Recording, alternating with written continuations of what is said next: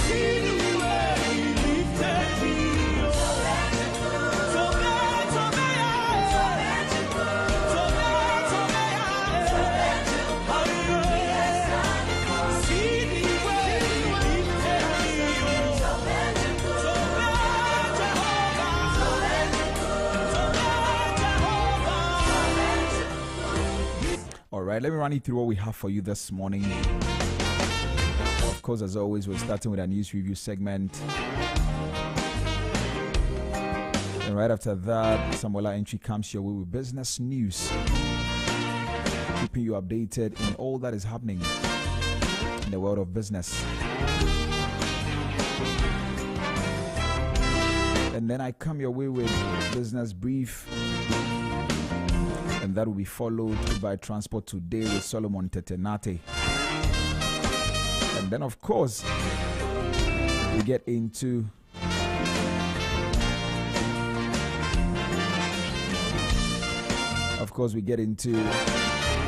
what we call the market trends, analyzing what is going on in the markets, in the T-bill markets, in the bonds, and all the things that you need to know about the market. So we'll be looking at all of that. And then, of course, we wrap everything up with our roundtable discussion. And you know how we do it here. Bring you conversations that matter. All right, let's get into it right away this morning. It's going to be a fantastic morning here, right here on the Business Breakfast on Zed, on your lifestyle, your leisure, and your business platform. Let's get into our newspaper review right away. Stay tuned.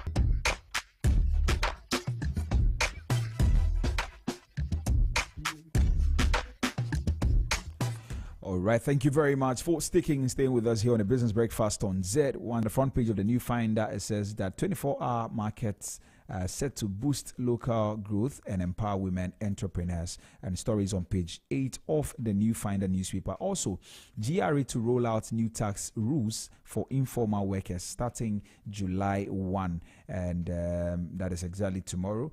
Story is on page 8 as well. And this one says BOG cautions public against 10 illegal money transfer platform. Story is on page 9. We'll read a portion of that pretty soon. And also this one says HR expert warns 24-hour job market faces safety and transport gaps. And so something needs to be done about that. And this one says professionalism and soft skills key to internship success, coming from HR expert, and the truth about fasting, benefits and warnings.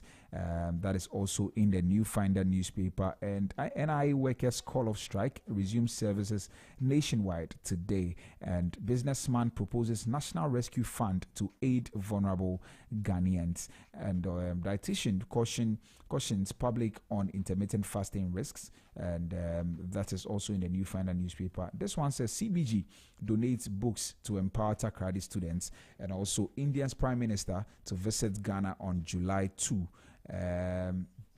Narendra Modi. Wow. And also this one says Sam George summons multi-choice over high DSTV pricing. And these are a few of the stories in the New Finder newspaper. We would look at a few of them pretty soon. But we have also on myjoyonline.com, the top story says that World Bank backs Ghana $360 million to strengthen macroeconomic stability. And also another story says 80 million Ghana cedis bill for Hanan Wahab and wife is pre-trial punishment. Minority cries foul. And also Minority Caucus demands urgent answers over alarming COVID-19 surge at University of Ghana. And also Ghana's democracy is built on a distorted reality, not true independence, says Iyao Nsako. And also this one says that Trump says he has a group of very wealthy people to buy TikTok. And also Iran holds funeral for commanders and scientists killed in war with Israel. Also on City Newsroom, this one says former Georg boss Kofi Juma arrested. And 24-hour economy to commence this week. Official launch set for July 2. And from growth to opportunity, 12 talking points from a business festival. And also government to roll out no fee stress policy on July 4. And also CSOs must speak out against politically motivated prosecutions. Haruna Mohammed says that an NIA workers suspend strike and full services resume nationwide June 30. And this one says Matters Day, lawyers to withdraw services on June 30. We'll look at that story pretty soon. And also modified taxation modified taxation to be rolled out July 1 and anchors government revenue drive. Akufo-Addo urges African countries to channel 30% of reserves into continental institutions. And also GJA Elections Committee warns against fake voters list ahead of June 30 polls. And also minority demands ministerial briefing on COVID-19 surge at University of Ghana. These are on City Newsroom. Also on graphiconline.com, there's a few of the stories here. This one says Ghana News expand informal. This one says expand informal sector pension coverage. Minister charges NPRA board. And also Women Caucus of Parliament declare support for Vice President Opoku Agyemang. And also Accra Walk marks 50 years of Hotels Association with free call for utility tariff relief and also tourism sector reforms. 8 Galamsey suspects arrested at Apremadi and police recover excavator parts. And also 4 Chinese arrested for Galamsey near Subin River, excavators and guns seized. And Ghana-China Business Summit 2025, Chief of Staff urges local businesses to seize trade opportunities. And also beware of fake recruitment, GES to teachers. And GJA begins distribution of new membership ID cards. And new AMA sanitation court secures first conviction against flood vendor. These are a few of the stories on the new finder. This on graphiconline.com.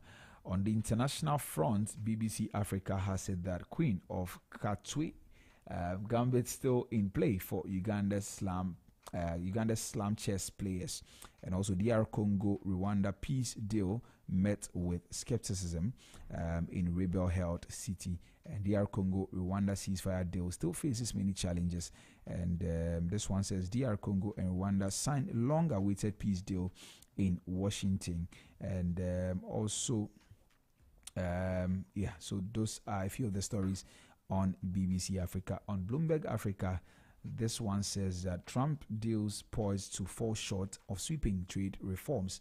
And also UK's G7 topping growth confirmed before taxes and tariffs hit. And China's stock regulator draws jokes and hopes with logo revamp. And on High Street Journal, this one says World Bank approves $360 million to support Ghana's economic recovery and long-term resilience. And also formalizing Africa's informal economy could unlock $125 billion in revenue. Ghana's case shows urgent need. And also Ghana unveils 4-point agenda to restructure MSME growth and eyes 6 billion Ghana cedis funding. Also, this one on Al Jazeera says that Israel bombards eastern Gaza city after ordering Palestinians to flee. And also Norwegian pension fund divests from companies selling to Israeli military. And on CNN, it says that One Big Beautiful Bill Act is another power play for Trump. All right, these are a few of the stories. Try to read a portion of some of them just to highlight them. 24-hour market set to boost local growth and empower women entrepreneurs. Story is on page 8 of the New Finder newspaper. It says that the Ministry of Local Government, Chieftaincy and Religious Affairs has unveiled plans to pilot 24-hour market centers across selected districts as part of the government's efforts to stimulate local economic growth and empower women. Delivering a keynote address at a private sector forum in Bolgatanga, Sector Minister Ahmed Ibrahim said the initiative is a key component of the Mahama administration's flagship 24-hour economy policy. And I quote, he says that we are creating the policy environment, providing security infrastructure and working with regional coordinating councils and MMDAs to pilot 24-hour market centers with provision for the Women's Development Bank. And he explained that the concept includes shift systems for factories, extended market hours, and improved access to public services during the night. It's a very interesting one coming from the Ministry of Local Government, Chieftaincy and Religious Affairs. Very, very interesting stuff. We want to see what comes out of that. And also this one says informal sector workers ready to pay taxes but demand transparency.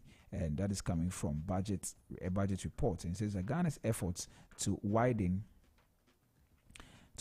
its tax net are facing resistance rooted in mistrust, system complexity, and social inequities. I want to believe that's inequalities. And also, despite a general willingness among informal sector workers to comply, according to a new report released by Budget Ghana. And the report titled Ghana's Untapped Economy, Analysis of Tax Compliance Behavior of Informal Sector Workers in the Greater Accra region was compiled in collaboration with the Society for Women in Taxation Ghana and International Budget Partnerships.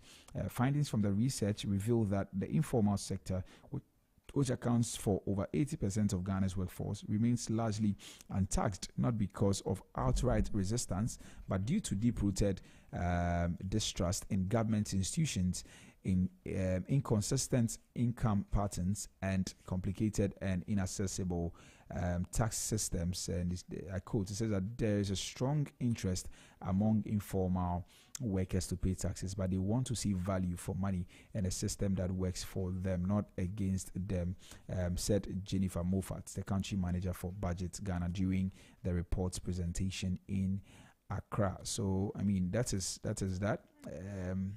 People want to see that their taxes are working for them. At the end of the day, it's not like they pay the taxes and they don't see the fruit of that. So the informal sector workers, I mean, according to this report, want to see some improvement in our taxation system, and really in how the taxes translate to development in our nation. And that is also something that will help them. There's a portion that says a lack of trust and visibility, and it says that a key theme for the study is a perception of corruption and mismanagement of tax revenue. And many workers say they see no vision, they see no visible benefits from taxes paid, no improved roads, healthcare, and infrastructure. And this has created a crisis of confidence, with many preferring to pay levies to local authorities rather than to the Ghana Revenue Authority. And very interesting. I hope that the GRA and government really looks at this and helps in getting.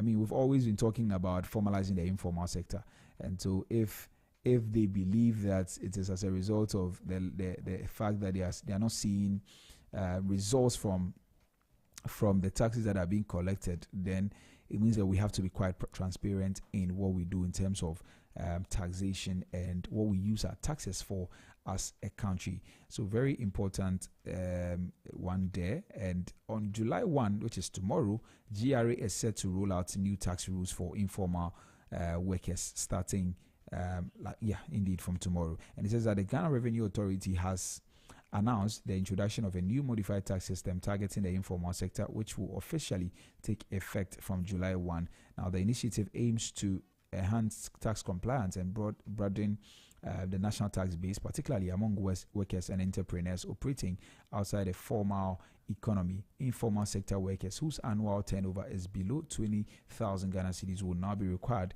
to pay. Informal sector workers, I want to read that again. It says informal sector workers whose annual turnover is below 20,000 Ghana cedis will now be required to pay a fixed quarterly tax ranging from 25 Ghana cedis to 45 Ghana cedis, depending on their income bracket.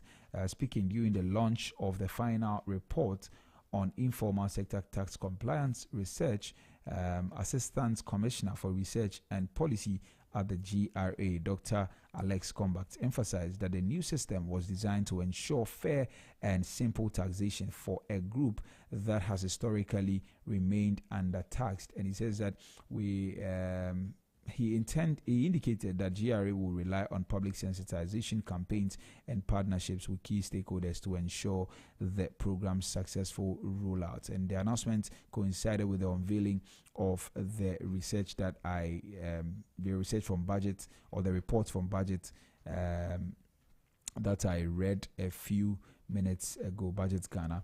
And interesting things coming out there, but I think that a lot of education must go on, and it's good that the Assistant Commissioner for Research and Policy at GRA actually said same. There needs to be a lot of sensitization before we get to see a pushback, and we have to now go and rethink certain things. But starting on July 1, I don't know how feasible that is and how people have embraced it. I don't know whether we've done a lot of education in there, but if we haven't, then probably we might have to speed that up as soon as possible to be able to yield the results that we want. All right, so those are a few of the stories in the New Finder newspaper. Let me just read this one. I'm very interested in this one. Indian Prime Minister Narendra Modi is set to embark on a 2-day official visit to Ghana from Wednesday, July 2 to Thursday, July 3, 2025. And the visit announced by the Office of the President aims to deepen long-standing and strategic relationship between the two nations. According to an official statement signed by Felix Kwachiofosu, spokesperson to the President and Minister for Government Communications, Prime Minister Modi's visit underscores the shared commitment of both countries to enhance economic and diplomatic collaboration. And during the visit, Prime Minister Modi will hold bilateral talks with President John Dramani Mahama at the Jubilee House. The leaders are expected to discuss a wide range of issues of mutual interest, including trade, investment, agriculture, technology, education, healthcare, and energy. And one of the key highlights of the visit will be the signing of multiple bilateral agreements designed to formalize and expand cooperation across these sectors. And following the signing ceremony, President Mahama and Prime Minister Modi will address a joint press conference. And also to honor the Indian Prime Minister and his delegation, President Mahama will host a state dinner at the Jubilee House, and the occasion is expected to celebrate the cultural and diplomatic ties between Ghana and India and further affirm the country's shared values and aspirations. Very interesting. Yeah, and also let's look at other stories. This one says businessman proposes National Rescue Fund to aid vulnerable Ghanaians. Ghanaian businessman Dr. Kofi Amwa is calling on the government to establish a National Rescue Fund to support vulnerable citizens as the new administration tackles inherited economic challenges. And he says in a message on X, Dr. Amwa highlighted the current situation, referring to empty national coffers and mega loans left by the previous administration. He urged citizens to participate actively in recovery efforts rather than relying solely on government actions. Dr. Amwa pledged to donate 100,000 Ghana cedis to the National Rescue Fund once it's established by the Ministry of Finance. He emphasized that the fund should provide timely aid in areas like healthcare and education, where professionals are facing worsening conditions. I think that is very interesting, and that's a very good thing that the government might want to consider. And the fact that he is willing to donate 100,000 Ghana cedis is actually very commendable. So it's not just about talk, but he's actually walking the talk. So that's something very commendable. I don't know whether the ministry would want to consider it, but National Rescue Fund, what I would say is that we need to have a proper oversight over those funds. I mean, we've seen some of those funds in the past, and sometimes, we hear of certain corrupt activities going on in these areas. We've heard about funds for flooding victims and all of that. But I mean, these are very interesting things. We hope that government picks it up, but proper oversight and proper checks are done to ensure that the funds are used for its right purpose. Okay, so those are a few of the stories. If you want to grab the New Finder newspaper and at all the newsstands that you know, and have a read at some of the things. I mean, have a read of of the things that have been highlighted in there. And this one says HR expert wants 24-hour job market faces safety and transport gaps. Human resource expert Agnes Chirwajima has highlighted the pressing challenges employers face in recruiting staff for 24-hour operations in Ghana, citing poor infrastructure and safety concerns. Speaking on the Business Breakfast on Zed, Mrs. Jima underscored the need for the country to improve its transport and power systems to support around-the-clock economic activities, and that is something that is very, very important, especially because the government plans to roll out the 24-hour economy beginning June 2, which is exactly 2 days away from today. And that is something that we might look at. There's a similar story, which actually talks about the 24-hour economy as well, and is on City Newsroom. It says that 24-hour economy to commence this week, official launch set for July 2. The government's flagship initiative, the 24-hour economy, is set to begin this week with an official launch scheduled for Wednesday, July 2, 2025. A key campaign promised by the NDC during the 2024 election. The policy aims to reduce unemployment and increase national productivity by encouraging continuous and round-the-clock economic activity across various sectors. Presidential advisor on the policy, Gusi Tano, confirmed the rollout during the presentation of the final policy document to the Speaker of Parliament last week. And it says that on Wednesday, July 2, the President will launch the 24-hour economy and accelerated development program. And during the same event, the Speaker of Parliament revealed plans to implement the 24-hour economy model within parliamentary service itself. The movie explained as part of efforts to enhance institutional efficiency and contribute to tackling unemployment. And Babin said the decision comes in response to increasing workloads among parliamentary staff, especially following a recent change in the house's sitting hours from 10 a.m. to 2 p.m. And it says that this means that they are going to work more hours. They will report 8 a.m. and may leave as late as 10 p.m. or 11 p.m., especially those in the official divisions of Parliament. And according to the Speaker, the extended working hours will create more jobs and ease pressure on existing staff. All right, that is on City Newsroom. Let me look for other stories. This one is a very interesting one, and I know people are wondering why.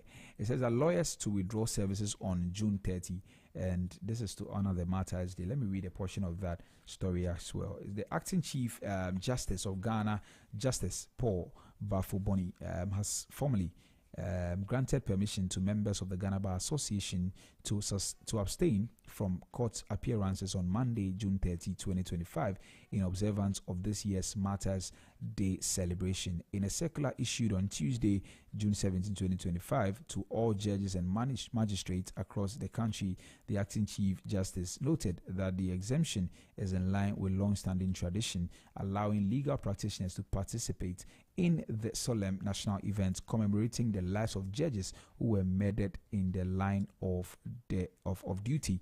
And says that the Martyrs' Day observance is a significant annual event to honor the memory of Justices Fred Poku Sarkodie, Cecilia Cranting Ado, and Kwejo Eje Ejapon, as well as Major Sam Akwa, retired, who were abducted and murdered on June 30, 1982, during a dark chapter in Ghana's political history. The letter was copied to the acting judicial secretary, the court manager of the law court complex, supervising high court judges and all registrars to ensure compliance and coordination. Yeah, so very interesting thing. If you don't know about this, then you know it now. The Martyrs' Day is actually celebrated annually to mark, to honor the memory of the justices who were abducted and murdered on June 30, 1982. And so I think every June 30 we try to lawyers actually take some time off to observe that particular day, and they are doing so today. And so we'll continue to honor the memories of these ones. Justice Fred Poku Sarkodie, Justice Cecilia Cranting Ado, and Kwejo Eje Ejapon, as well as Major Sam Akwa, retired. May their souls continue to rest in peace, and may their families find solace or take solace in the Lord in these times, as we try to commemorate them. All right, and okay, this one, just a few other stories before we go. Very interesting ones. And this one says that Akufo-Addo urges African countries to channel 30% of reserves into continental institutions. Ghana's former president, Nana Addo Dankwa Akufo-Addo, has proposed that African nations allocate 30% of their sovereign reserves to multilateral financial institutions within the continent. Now, according to him, this move will empower development finance institutions such as the African Export-Import Bank, Afrexim Bank, as we know it, and the African Development Bank, AFDB, to more effectively respond to Africa's pressing development needs. And the statement echoed a proposal he first advanced to the African Union while serving as Ghana's president and as a lead advocate for the AfTA, which has its secretariat in Accra.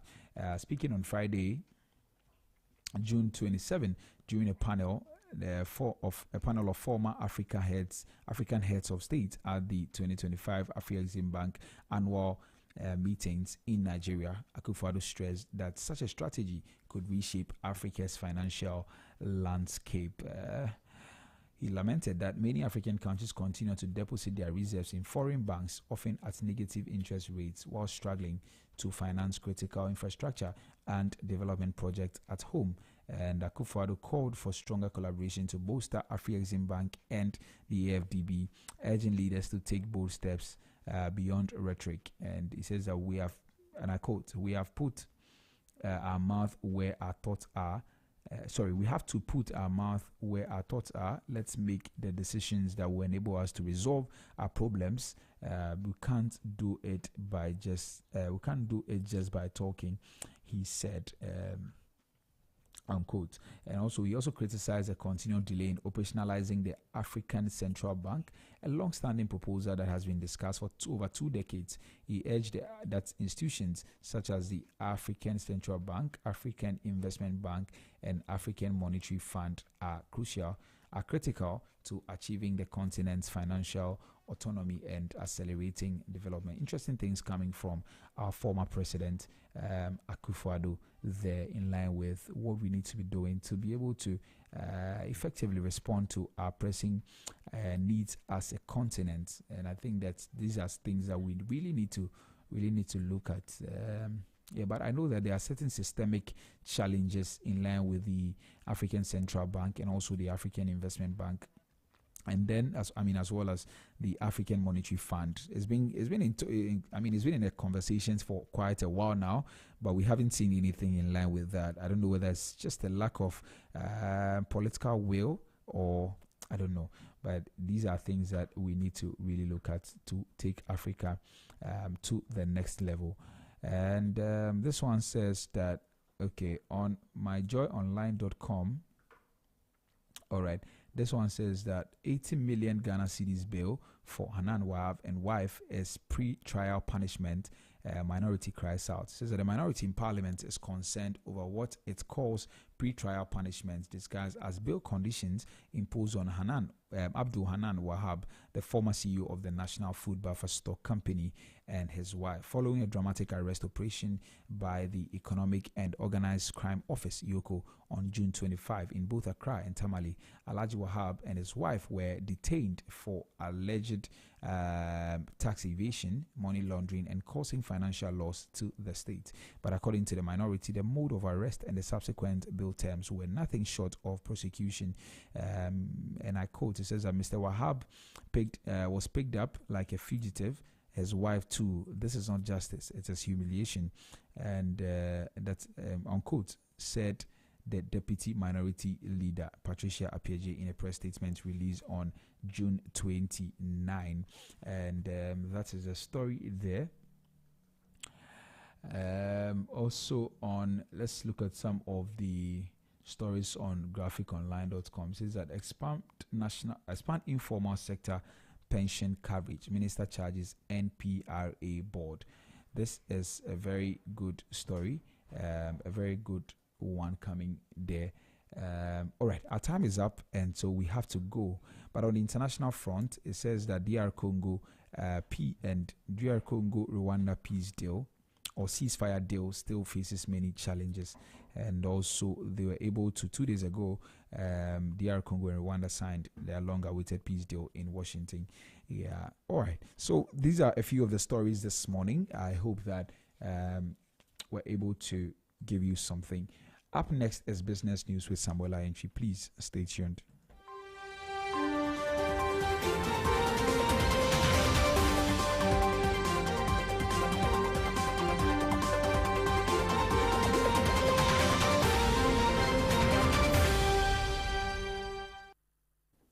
Hello and welcome to the Business News segment on Business Breakfast on Zed. I am Samuela Entry. Coming up shortly in the bulletin, GRA rolls out modified taxation and new VAT measures from July 1 to anchor revenue drive. And Parliament Trade Committee urges Bank of Ghana to sustain cedi stability. And also CAT International urges Ghana Statistical Service to publish import prices and profit margins to promote market transparency. Now let's settle for the details into our first story. Beginning July 1, 2025, the Ghana Revenue Authority, GRA,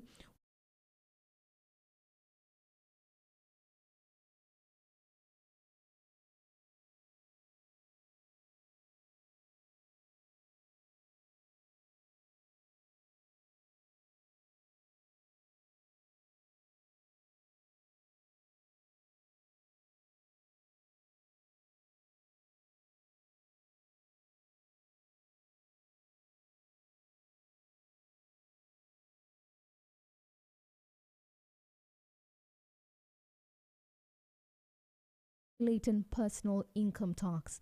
It is not a new tax, but a restructuring under the Income Tax Act 2015, Act 896, offering flexibility and fairness to informal sector players. The key tax categories under MTS are presumptive tax based on installment, that's the PTI, that's 45 Ghana cedis quarterly payments for businesses with annual turnover below 20,000, and presumptive tax based on turnover, PTT, flat 3% rate for businesses earning between 20,000 Ghana cedis and 500,000 Ghana cedis annually, and modified cash basis, MCB, graduated tax for businesses over taxpayers, and taxpayers can register and pay using mobile money USSD *222# or at GRA offices and banks. There's a dedicated mobile app also available. And then under the VAT Amendment Act 2023, Act 1107, estate developers are required to charge 5% VAT on immovable property sales, excluding residential dwellings and agricultural properties, and 5% VAT on rental properties used for non-residential purposes. And a 1% COVID-19 levy also applies to these transactions. Developers who fail to withhold and remit VAT by the 15th of the following month risk a 30% penalty. And insurance providers are now mandated to charge 15% VAT on premiums for fire, marine liability, property, engineering, travel, burglary, personal accident, and workmen's compensation insurance. Insurance firms must update the systems, train staff, notify clients, and ensure VAT compliance to avoid sanctions.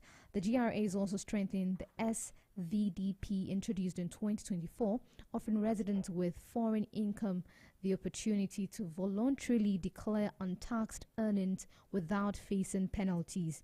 And according to the Acting Commissioner General Anthony Kwesi Sapon, these measures are not designed to overburden Guineans, but to ensure fair contribution and reset Ghana's economy amid limited donor support.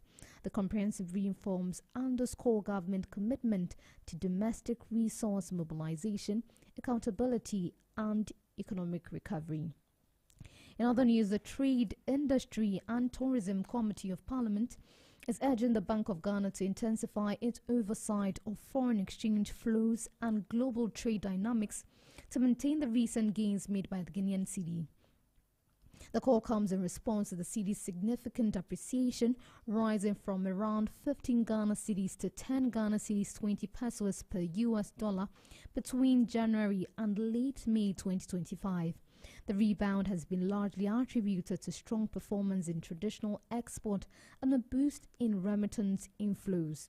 Speaking to the media, the committee's chairman, Alexander Roosevelt, emphasized the importance of proactive measures to avoid a relapse into exchange rate instability.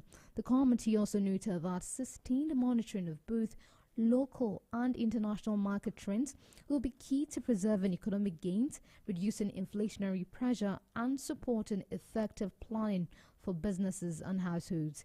The message from Parliament aligns with wider national efforts to protect Ghana's currency, foster investor confidence, and ensure long-term economic resilience.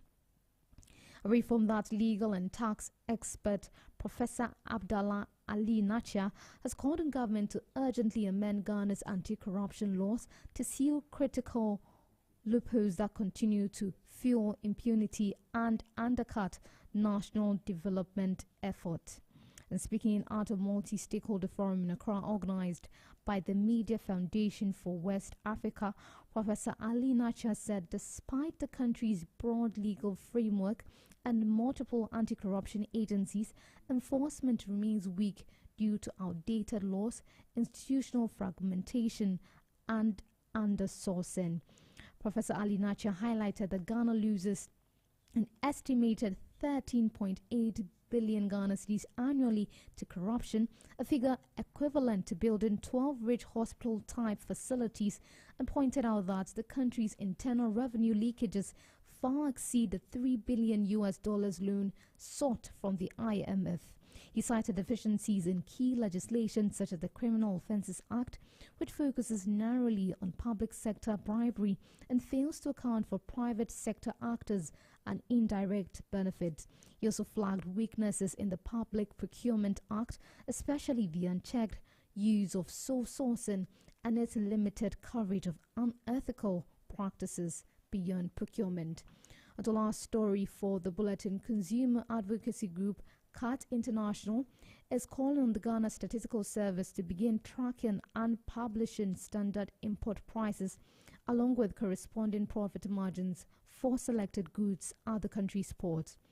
The organization argues that such a move would enhance price transparency and help consumers avoid paying inflated prices for essential goods and services. And this appeal comes in the wake of the Guinean cedi's significant appreciation against the US dollar, an upward trend that, according to CAT, has not yet translated into noticeable reductions in market prices. Between January and late May 2025, the cedi strengthened from approximately 15 Ghana cedis to 10 Ghana cedis 24 pesos per US dollar, representing a 32% gain. And analysts have credited this rebound to improved export performance and a surge in remittance inflows, which have boosted Ghana's foreign currency reserves. West Africa Regional Director of CAT International, Apia Kusi Adomako, emphasized the importance of greater transparency in import pricing. He stated that publishing standardized import cost and associated profit margins would help expose excessive markups and encourage fairer pricing across the market, ultimately benefiting consumers. And that'll be all for the business news segment on Business Breakfast on Zed. But before we go, let's take a recap of our top stories. The Ghana Revenue Authority has rolled out modified taxation and new VAT measures from July 1 to anchor revenue drive, and also Parliament Trade Committee has urged the Bank of Ghana to sustain cedi stability, and CAT International has urged the Ghana Statistical Service to publish import prices and profit margins to promote market transparency. You can get more business news on www.zmultimedia.com. You can also follow us on all the social media platforms: ZFMGH on Instagram, Facebook and X, and Z Multimedia on TikTok and YouTube. I am Samira Inchi. Thanks for listening. 101.9 FM. You're tuned in to Zed 101.9 FM, your lifestyle, leisure, and business radio. This July, all roads lead to Zed Multimedia for the High Life Cruise of the century. It's the Zed High Life Cruise, July 4th, 2025, at 3 p.m. sharp. Venue, Zed Multimedia Forecourt, right there at American House, close to Brick Junction. Rates absolutely free. Just come with your dancing shoes, featuring Samuel Owusu, sensational High Life legend.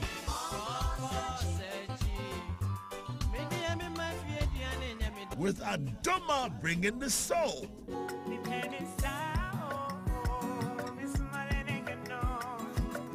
And headlined by the iconic High Life sensation Aquabwa.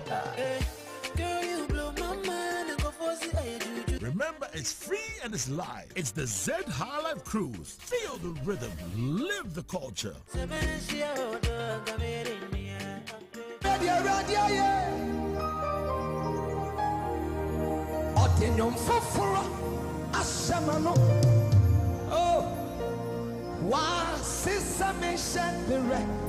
It's your lifestyle, leisure, and business radio.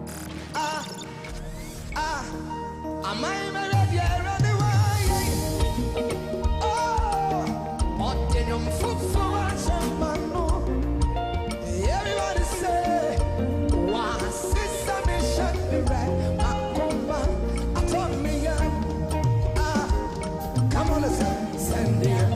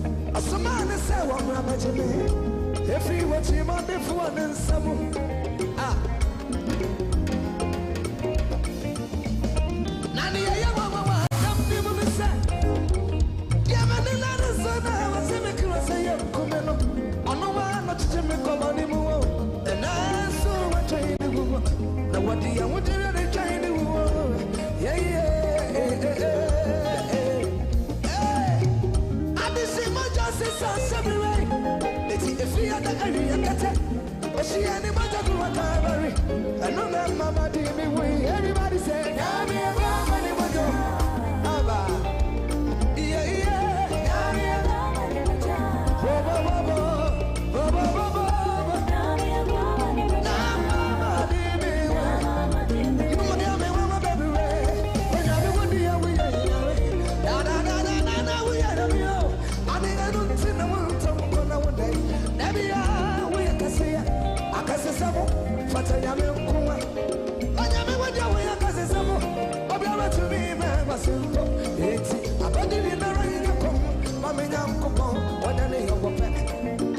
the engine, I run the team, I'm a young Copocoa.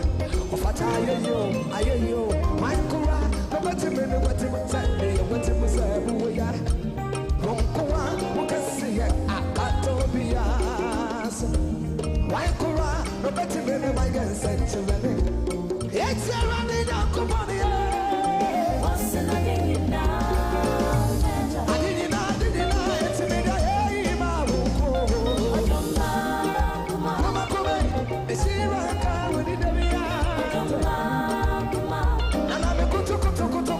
Sorry, hallelujah. Now watch this. Here right in behind me, right now, Miss Serrano, but the ladies are not very more. You are one of my bankers. Here right in behind me, why couldn't I Miss Serrano? But the ladies are not very much. You are one of my bankers. Yet to you are one of my bankers. You are one of my bankers. You are one of my bankers. You are one of my bankers. Oh, come and want to Miss Serrano. You are one of my bankers. You are one of my bankers. You are one of my bankers. You are what can be wanting. Kwame, maybe I'm mistaken. Couldn't want to.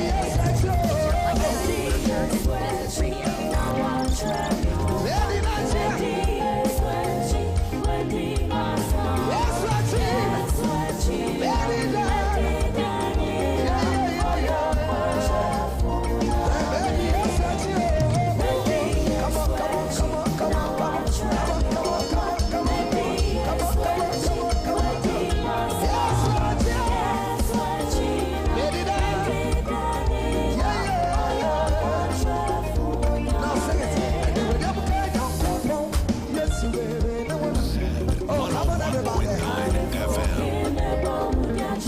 I say yes,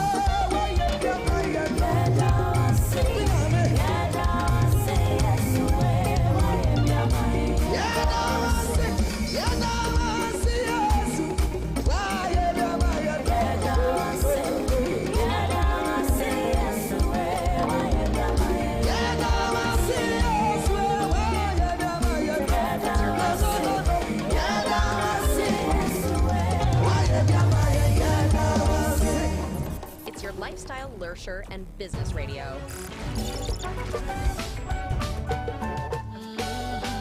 This July, all roads lead to Zed Multimedia for the High Life Cruise of the century. It's the Zed High Life Cruise, July 4th, 2025 at 3 p.m. sharp. Venue, Zed Multimedia Forecourt, right there at American House, close to Brick Junction. Rates absolutely free. Just come with your dancing shoes, featuring Samuel Owusu, sensational High Life legend.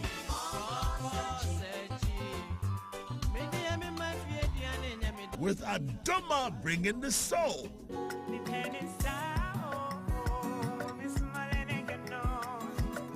And headlined by the iconic High Life sensation Aquabwa.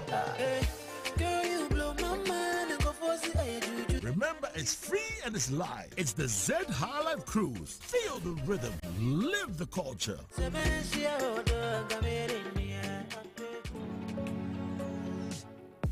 Dream home. No interest for 2 years. Are you ready to step into your dream home? With Lakeside Estate's exclusive offer, you can own your own home in just 2 years with no interest repayment. This offers you affordable payments, flexible home purchase plan, quality homes, and lifestyle choice. Choose from a variety of beautiful homes in any of Lakeside Hills clusters. Your future awaits you. Imagine living in a home you love with the freedom to invest in your dreams without the burden of interest. As your CIMG Real Estate Company of the Year for the 4th time, we offer you hassle-free home acquisition. Call us today on 020-477-5040 or 020-141-8622. Don't miss out on this incredible opportunity. Call us now to learn more and schedule a tour for our available homes. T&C Supply. Make your dream a reality. Lakeside Estate. Quality homes for all.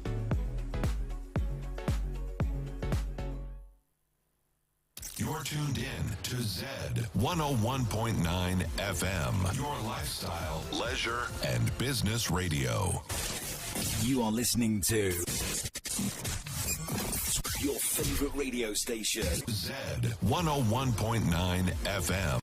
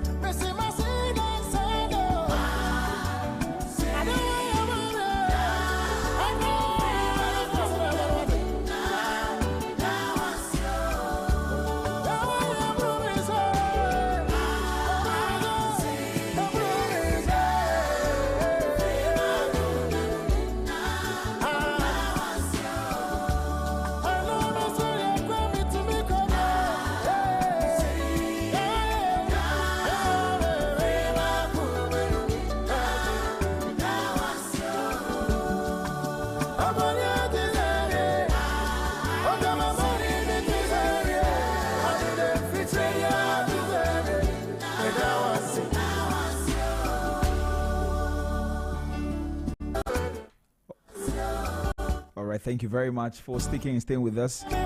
Exactly 7:30. This is the Business Breakfast on Zed 101.9 FM with me, Nicho Ebi Hammond. Alright, here there's Samuela Inchu with the business news. Right about now, we get into our business brief segment. And today we're talking about something that I believe is the most important conversation of the entire year. So you want to stick and stay, let's get into that right away. Stay tuned.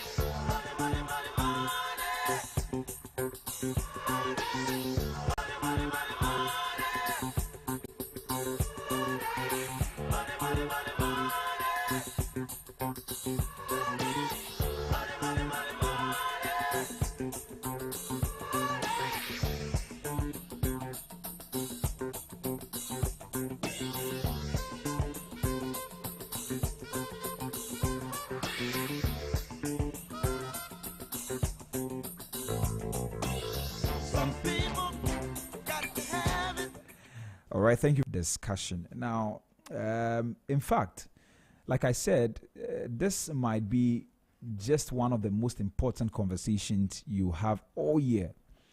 Because today is not just Monday, it's Monday, June 30th. And it's the last day of the month. And more importantly, the last day of the first half of the year. Yes, believe it or not, we are officially halfway through 2025. So we have 6 months behind us and we have 6 months ahead of us. We are standing in the middle exactly. And this is not just a day. I believe that is a strategic checkpoint. And that is why our topic today is a timely one. We're talking about appraisals and reviews. Why every business needs them. Appraisals and reviews. Why every business needs them. And I want you to listen, not just as a business owner or a professional, but as a visionary. Because whether you are running a startup somewhere in Osu, or you're managing maybe a logistics firm somewhere in Tema, or you're leading a non-profit in Kumasi, or you're growing your tech brand globally, the second half of the year or the second half of your year depends on what you do today. Maybe I should repeat that. The second half of your year depends on what you do today. Now, let me ask you, when was the last time you paused to truly review your business? When was the last time you paused to truly review your business? Not out of panic, but out of purpose. You see, the truth is that many businesses only stop to reflect when something breaks or when something happens. For instance, when sales drop, when an employee resigns, or maybe when cash flow dries up. That is when most businesses stop to reflect. But great businesses don't just react. They actually reflect, and they reflect routinely, strategically, and intentionally. If you're going to build a successful business, if you're going to build a great business, then one of the things you have to do is not just to react to situations, but it's to actually reflect, and this should be done routinely, it should be done strategically and intentionally. One of my favorite people, Peter Drucker, when it comes to business, Peter Drucker who is often called the father of modern management. He once said that what gets measured gets managed. What gets measured gets managed. You see, but too many businesses in Ghana and across the continent operate blindly. They are making decisions without data, they are leading without review, and they are growing without direction. And that is the case of a lot of businesses in Ghana. And that is a big problem. Because, you see, growth without alignment is chaos. Growth without alignment is chaos.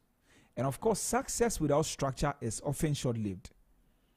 You can be successful. And yesterday I had a team meeting with my team, and I was telling them that we needed a structure for certain things. Because if you can succeed in every aspect of the business, but if you don't have a structure, it will be short-lived. Something that you do within a short time, it is over, and now you have to probably find a way to restart and all of that. So you need a structure if you really want to excel in your business. And that is why this matters now.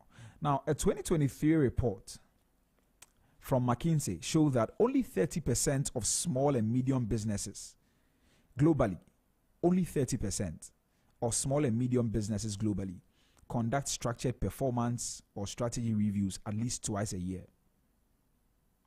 Only 30%. Are you part of the 30% that do that or not? Now, in sub-Saharan Africa, that figure drops even lower to about 18%.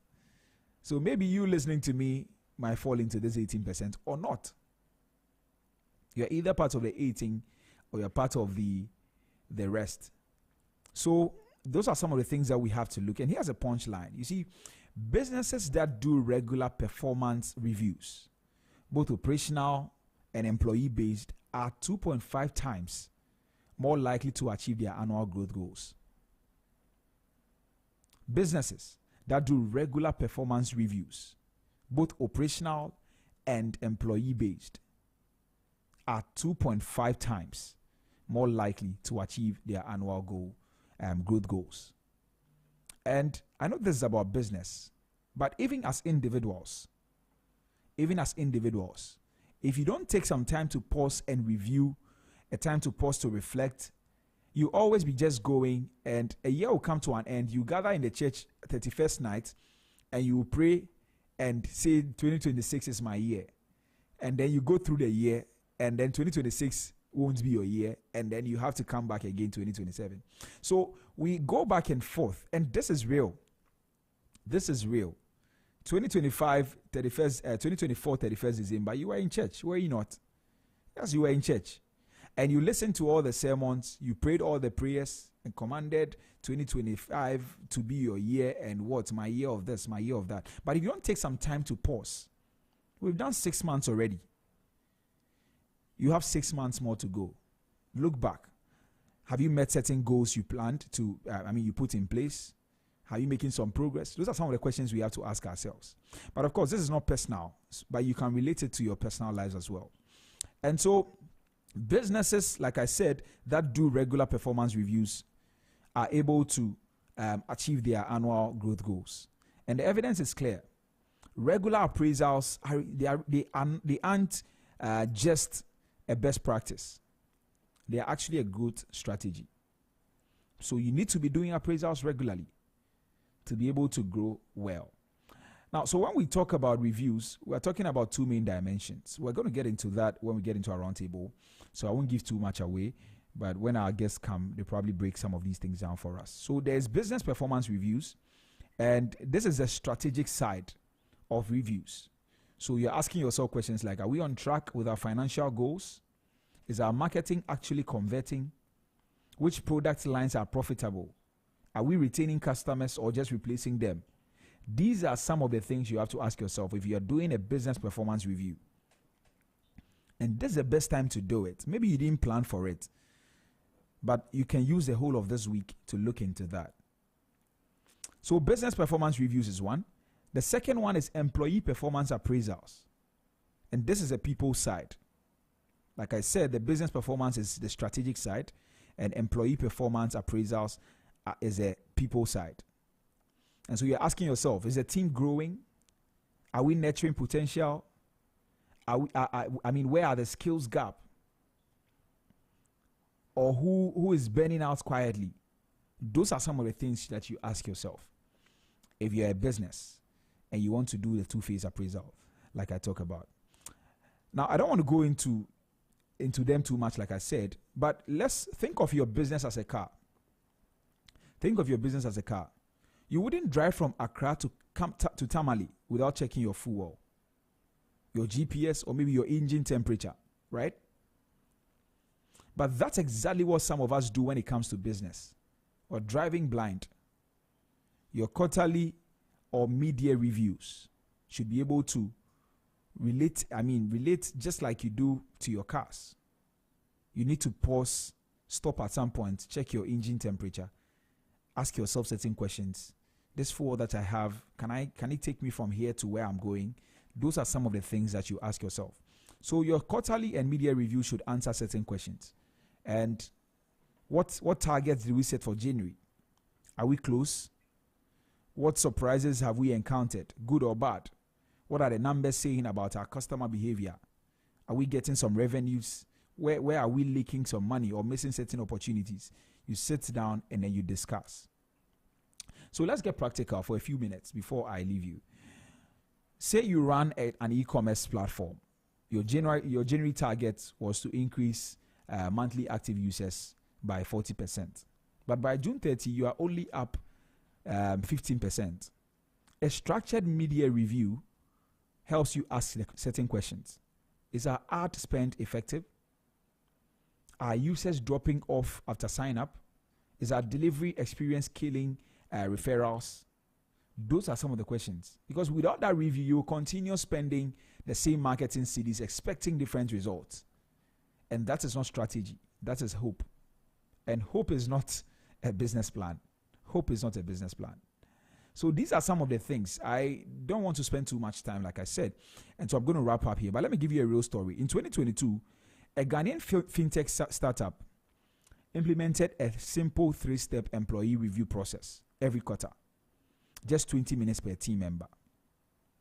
3-step employee review process every quarter. Just 20 minutes per team member. By mid-2023, their team attrition dropped by 38%. Employee satisfaction scores rose by 44%. And here's a kicker. Their revenue grew by 23%, largely due to improved team cohesion and accountability. Why? Because people thrive where feedback is clear, feedback is fair, and feedback is frequent. So those are some of the things. We will talk about that when we get into our roundtable discussion. But who is coming to the roundtable? We have a seasoned business consultant who is coming to the roundtable this morning, and also an HR manager who's also going to tell us the human side. So strategy side and human side. Those are the things we'll be looking at. So you have 6 months left in 2025. Don't coast, don't hope. You need to plan it, you need to shape it and review it.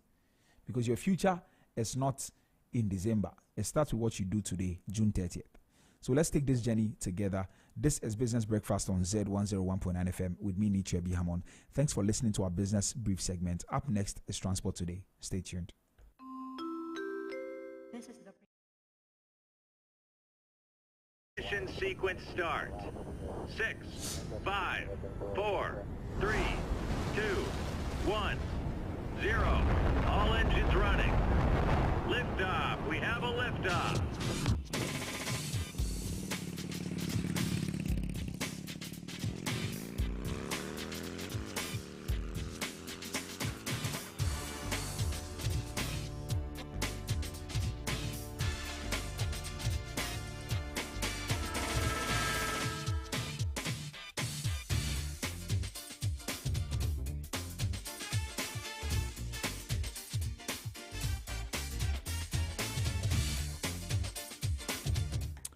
All right, thank you very much for sticking and staying with us here on a Business Breakfast on Zed. Solomon Tetenati is seated and he's ready to bring us transport today. Solo, good morning. How are you? Good morning, Nee. I'm doing very well this morning. How are you doing too? Yeah, I'm doing very well by God's special grace. We thank God. You want to say something? Week. Yeah, it's a new week, absolutely. It's a new week. Renewed hope, renewed everything. And more importantly, and I'm very much concerned because today is exactly, we can say, the middle of the year. So, I think Saturday, I was just going through my itinerary for the year, and then I was like, I gave myself some targets. That I need to complete by the end of the year. And looking at the middle of the year and much. what I've achieved so far, I think I'm not doing much. Right. So it reminded me that I need to also start doing something. Absolutely. And so it's very important. We all need to review from time to time. But of course, tell us what the flight schedules are for today and traffic situation in town. All right, so I'm here with the local flight schedules for Passion Air and then Africa World Airlines. And then we look at the traffic situation in town. Then finally, I leave you with what is trending in the aviation sector. So I'm starting with the flight schedules, and I'm starting with Passion Air Accra to Kumasi. Passion Air Accra to Kumasi. The morning schedules are 6:20 a.m., 8:50 a.m., and 11:20 a.m. Passion Air Accra to Kumasi. The morning schedules are 6:20 a.m., 8:50 a.m., and 11:20 a.m. And then the afternoon schedules are 1:40 p.m., 1:50 p.m., and 4:20 p.m. 1:40 p.m., 1:50 p.m., and 4:20 p.m. And then the evening schedule is 7:20 p.m. Passion Air Accra to Kumasi. In all, we have 7 flights available for the day. 3 flights available in the morning, 3 in the afternoon, and the 1 in the evening. It takes 50 minutes to get to your destination. Accra to Takoradi Passion Air. The morning schedule is 6:20 a.m. And then the afternoon schedule is 4:20 p.m. The morning schedule is 6:20 a.m. and then the afternoon schedule is 4:20 p.m. Passion Air Accra to Takoradi, and it takes 50 minutes to get to your destination. And mind you, Accra to Takoradi, there's no evening flight for today. Accra to Sunyani Passion Air has only 1 flight available for the day at 9:10 a.m. Passion Air Accra to Sunyani has only 1 flight for the day at 9:10 a.m. and it takes 1 hour to get to your destination. Accra to Wa Passion Air. Accra to Wa Passion Air has only 1 flight available for the day at 9:30 a.m. Passion Air Accra to Wa has only 1 flight available for the day at 9:30 a.m. and it takes 1 hour 40 minutes to get to your destination. Accra to Tamale Passion Air, the morning schedule is 6 a.m. and then the afternoon schedules are 12:20 p.m. and 4 p.m. The morning schedule for Passion Air Accra to Tamale is 6 a.m. and then the afternoon schedules are 12:20 p.m. and 4 p.m. There's no evening flight for Passion Air Accra to Tamale, and it takes 1 hour 20 minutes to get to your destination. So these are the flight schedules for today. Passion Air.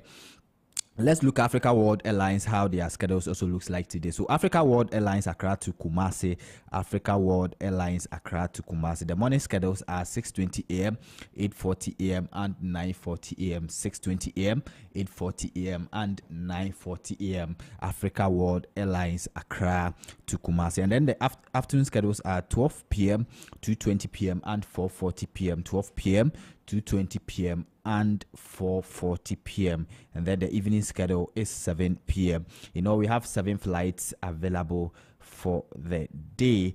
3 flights available in the morning, 3 flights available in the afternoon, and then 1 in the evening. and it takes 40 minutes to get to your destination. Accra to Takoradi Africa World Airlines. Accra to Takoradi Africa World Airlines. The morning schedule is 7:20 a.m. and then the afternoon schedule is 4:30 p.m. The morning schedule is 7:20 a.m. and then the afternoon schedule is 4:30 p.m. Africa World Airlines, Accra to Takoradi. There's no evening flight for today, and it takes 40 minutes to get to your destination. Accra to Tamale Africa World Airlines. Accra to Tamale Africa World Airlines. The morning schedules are 6:30 a.m. and 9:30 a.m. 6:30 a.m. and 9:30 a.m. and then the afternoon schedules are 12:30 p.m. and 3:30 p.m. 12:30 p.m. and 3:30 p.m. Africa World Airlines, Accra to Tamale, and it takes 1 hour to get to your destination. So these are the flight schedules for today. Let's look at the traffic update.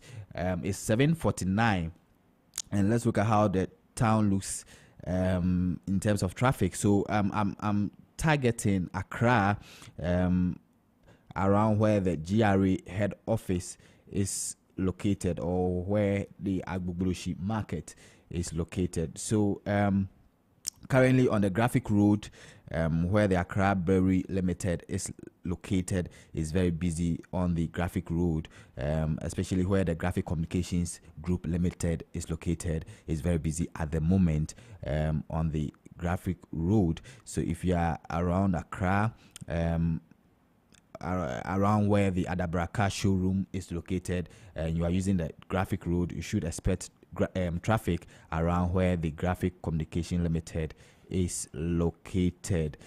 So that's the traffic situation over there. Also, Southern Liberia Road is also getting busy slowly around where the Goyle Fuel Station at Adabraka branch is located. Is getting busy slowly, so you should should take note of that.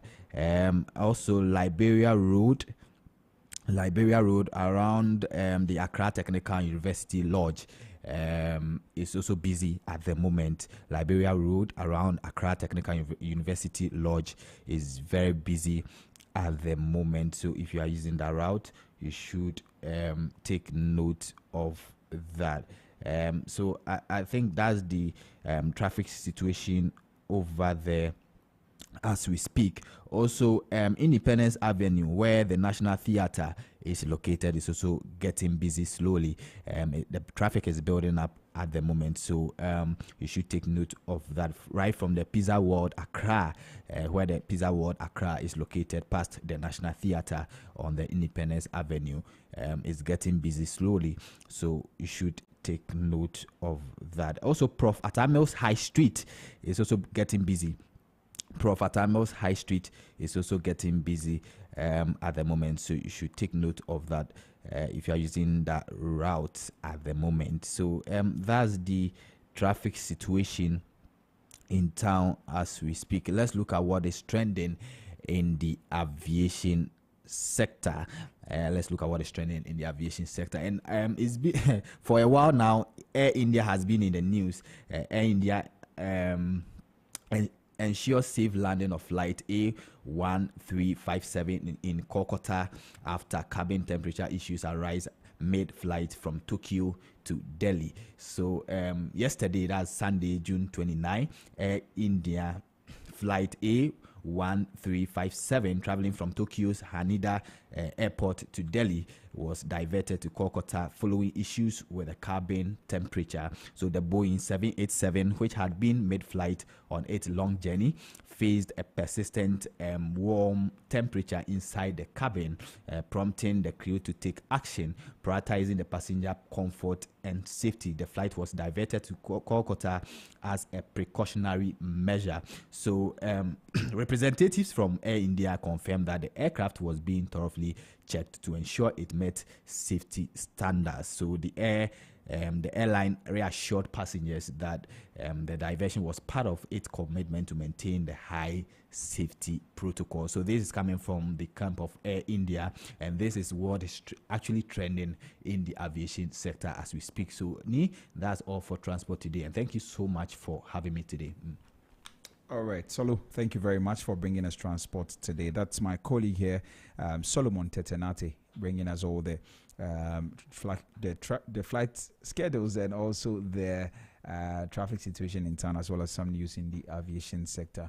Well, we get into our market trends segment pretty soon, and our in-house economic analyst, Emmanuel Boateng, will be joining me for that one pretty soon. But we'll take a quick music break. When we return, we will get into market Gospel Ebenezer featuring Shadrach Kwesi Mentor. Abba.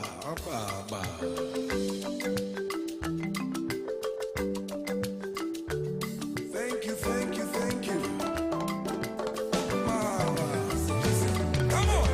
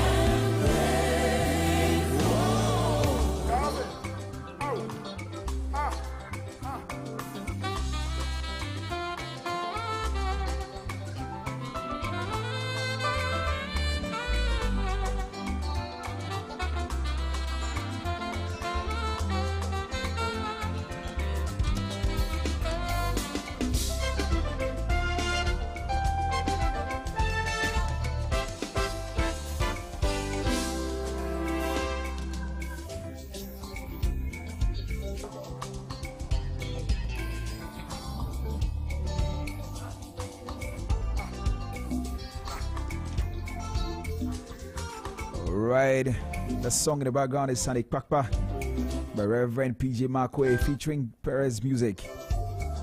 It's exactly 8 o'clock. This is a business breakfast on Zed 101.9 FM. Okay, do you know that you can own your own house in just 2 years with no interest repayment? Well, that is possible only with Lakeside Estate. Lakeside has got an exclusive offer for you, and you can own your own house in just 2 years with no interest repayment. And of course, this offer gives you affordable payments, flexible home purchase plan, quality homes and lifestyle choice. And you also get to choose from a variety of beautiful homes in any of the Lakeside Hills clusters. So indeed, your future awaits. Imagine living in a home you love with the freedom to invest in your dreams without the burden of interest. Well, as a CIMG Real Estate Company of the Year for the 4th time, we offer you hassle-free home acquisition. All you have to do is to call us today. And the number to call is 020-477-5042. 020-477-5042. Or 020-477-5040. 020-477-5040. Or 050-1418-622. 050-1418-622. So don't miss out on this incredible opportunity. Call us now to learn more and schedule a tour of our available homes. Call us now. Lakeside Estates, quality home for all.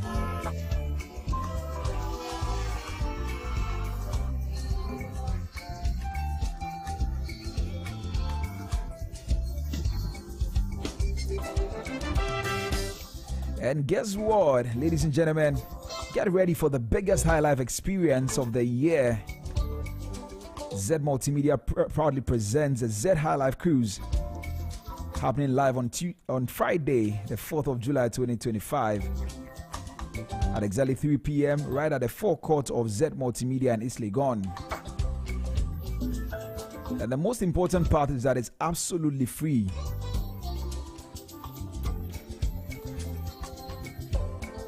And headlining this unforgettable evening is Ghana's very own Akwaboah, delivering sweet highlight vibes like never before. And he's joined by 2 incredible acts as well. The legendary Samuel Owusu, the soulful Adoma. And all of them are ready to give you a live show that will stay with you forever. That will stay with you for life.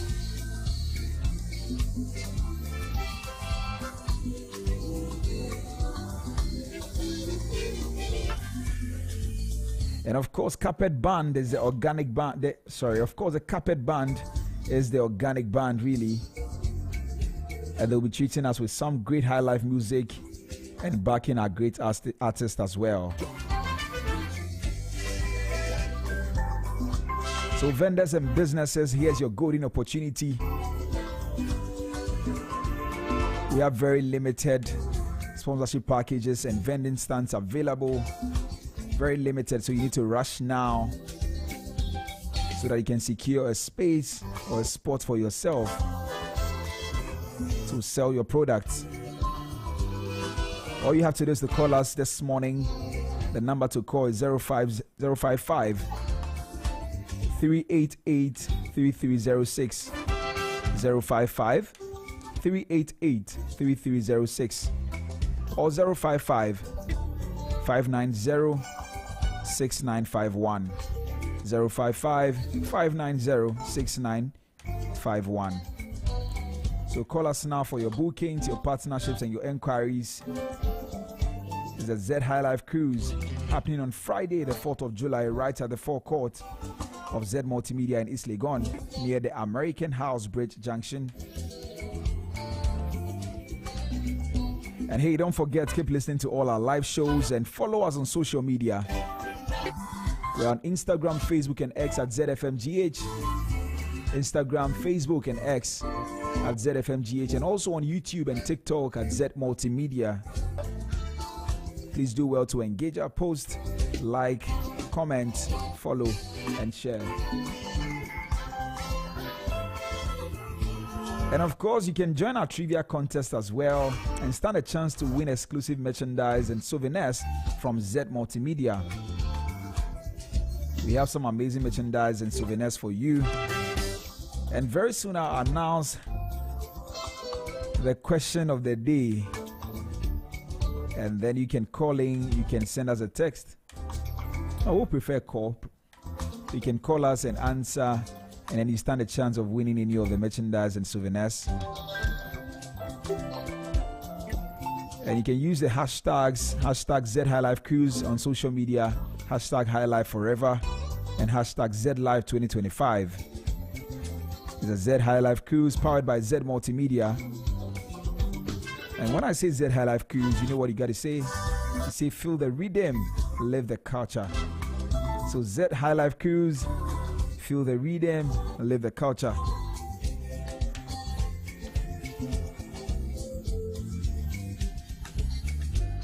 So see you on Friday, just this Friday, at the forecourt of Zed Multimedia in East Legon near the American House Bridge. The time is exactly 3 p.m. and it's absolutely free. It's a Zed High Life Cruise. Akwabwa is featuring Samuel Usu Adoma and the Organic Band.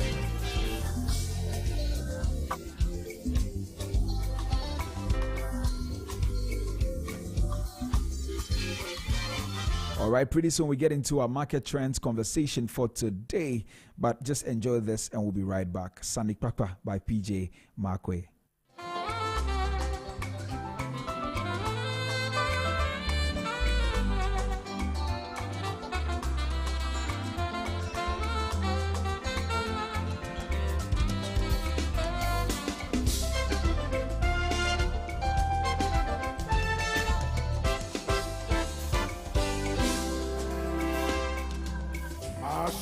Sani papale, kaya si ni bebe, ni mana nyomo upapa, ye no people no. Help me. Sani papale, sani papa, kaya si bebe, mana.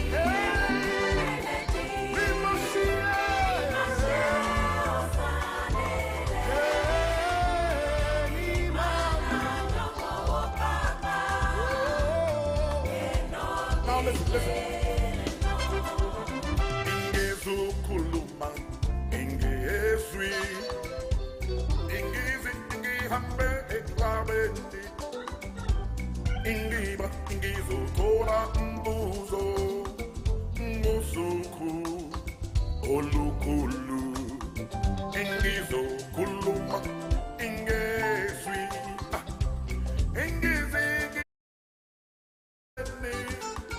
ingima, ingizo tolambuzo, ngosuku, olukulu,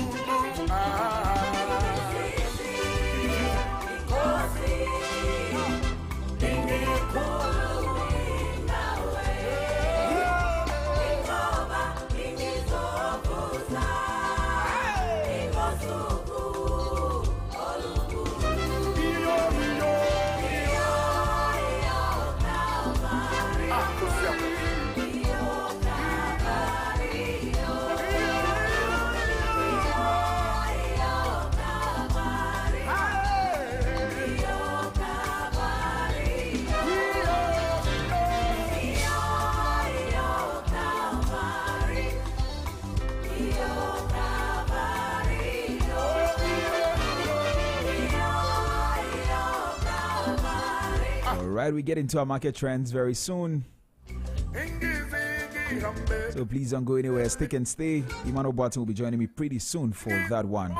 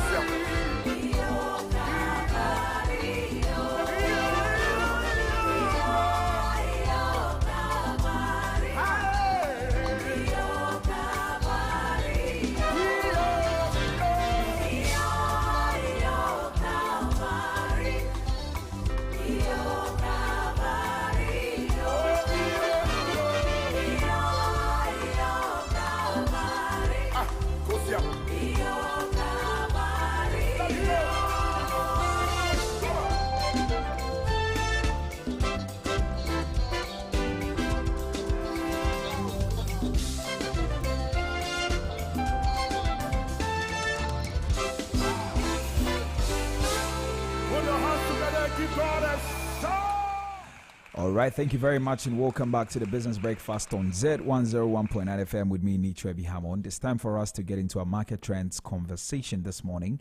And of course, we're talking about T-bill, the T-bill market. What are we seeing in that space this morning? And Emmanuel Barton, our in-house economic analyst, has joined me over the phone lines for this conversation this morning. Ima, good morning. How are you? Hello? Good morning, Nitrebi. I'm doing very well. Good to have How you. about you? Yeah, I'm doing very well too, by God's special grace. And Thank God. right, thank you very much for making time to join me this morning. Right, we get into that. We want to just look at what is happening in the T-bill market. I mean, we've been talking about it for some time now. Let's see what is happening. Are we seeing some good things in that space? Are we seeing Are we seeing the yields fall or the yields rise? And you need to help us with that. So maybe we can start from there. What do we see from the last auction? I think that's auction 1961, right? Yeah, 1961. Yeah. The auction that was held on the 27th of June. That is last Friday for the government of Ghana. As we know that Treasury bill is a short-term debt security that the government issues to raise money to finance its projects or activities. And we've seen the fifth consecutive time that the government has failed to raise its own target that it sets for itself. No one sets the target for the government. The government sets the target for itself, and it has failed to meet it, and this is the fifth consecutive time. Maybe it is safe to say the whole of June, government couldn't meet its target in the T-bill market. What did we see? We saw two interesting things. I think in the last 2 to 3 weeks, what we have seen is that government would not achieve its target. I think that was about 4 weeks ago. Government would not achieve its target, but the bids that could come in were an oversubscription of the target. Then we have seen an undersubscription of the target, and therefore government could not achieve its target. Then we have seen an undersubscription and rejection of the undersubscribed bids. We've seen a number of things, but last Friday, the results that we had, what we are seeing is this, that one, the bids were undersubscribed relative to the targets. In other words, when you compare the tenders that came in to the target the government had for itself, the government had a target of 3.86 billion Ghana cedis, and it was able to raise quite less. It was not able to raise all of that. I think that the target was 3.86. The government raised about 3.34 billion. That is about 86% of the target. And the bids that came in was 3.6 billion. And so you see a target of 3.8 billion. Bids that came in were 3.6 billion, and the government accepted 3.3 billion of that. And so you can see that this week also presents its own story. Very interesting. And that is what we have been seeing. And of course, the rates have been falling and falling and falling. They keep on falling. And so that gives a clear signal, because consistently over 2 months, we have been seeing falling yields on the base. This is the 5th consecutive week. 5th consecutive week that government has missed the target. Very interesting. But for the falling yields, not fit. More than that. Quite more, over 2 months. The yields have just been falling. Before the previous government exited, the yields were around 27, 28, 29. Now we are talking about 14 to 15 on the average. Very interesting. So what exactly are the key? Are we seeing some change in the things that are leading to that? I mean, the factors that are leading to that, or they are still the same factors we've been talking about? What are the key factors contributing to the persistent underperformance in our bill auctions, T-bill auctions, really? Certainly the same old things. But whenever there is persistence, whenever there is consistency in any outcome, be it negative or positive, I think that it raises concern to look in further. Absolutely. At this point, what I would say is that we are experiencing a dislocation of the market. What does that mean? Well, we are seeing that bids come in, and the bids that come in are not up to what government wants to raise. And after they have even come in, government does not accept all of them. The market is not behaving the way it should behave. I mean, if you consider a skeletal system, whenever any bone moves from its original position to somewhere else, we call that a dislocation. And so, in terms of how the market should perform, that is not what we are seeing. A complete dislocation of the market. Investors are looking here, government is looking here, we are not seeing a proper coordination, properly so-called. And the level of investor uncertainty is quite high. I suggest. I can tell that there is a deliberate reduction in the yield.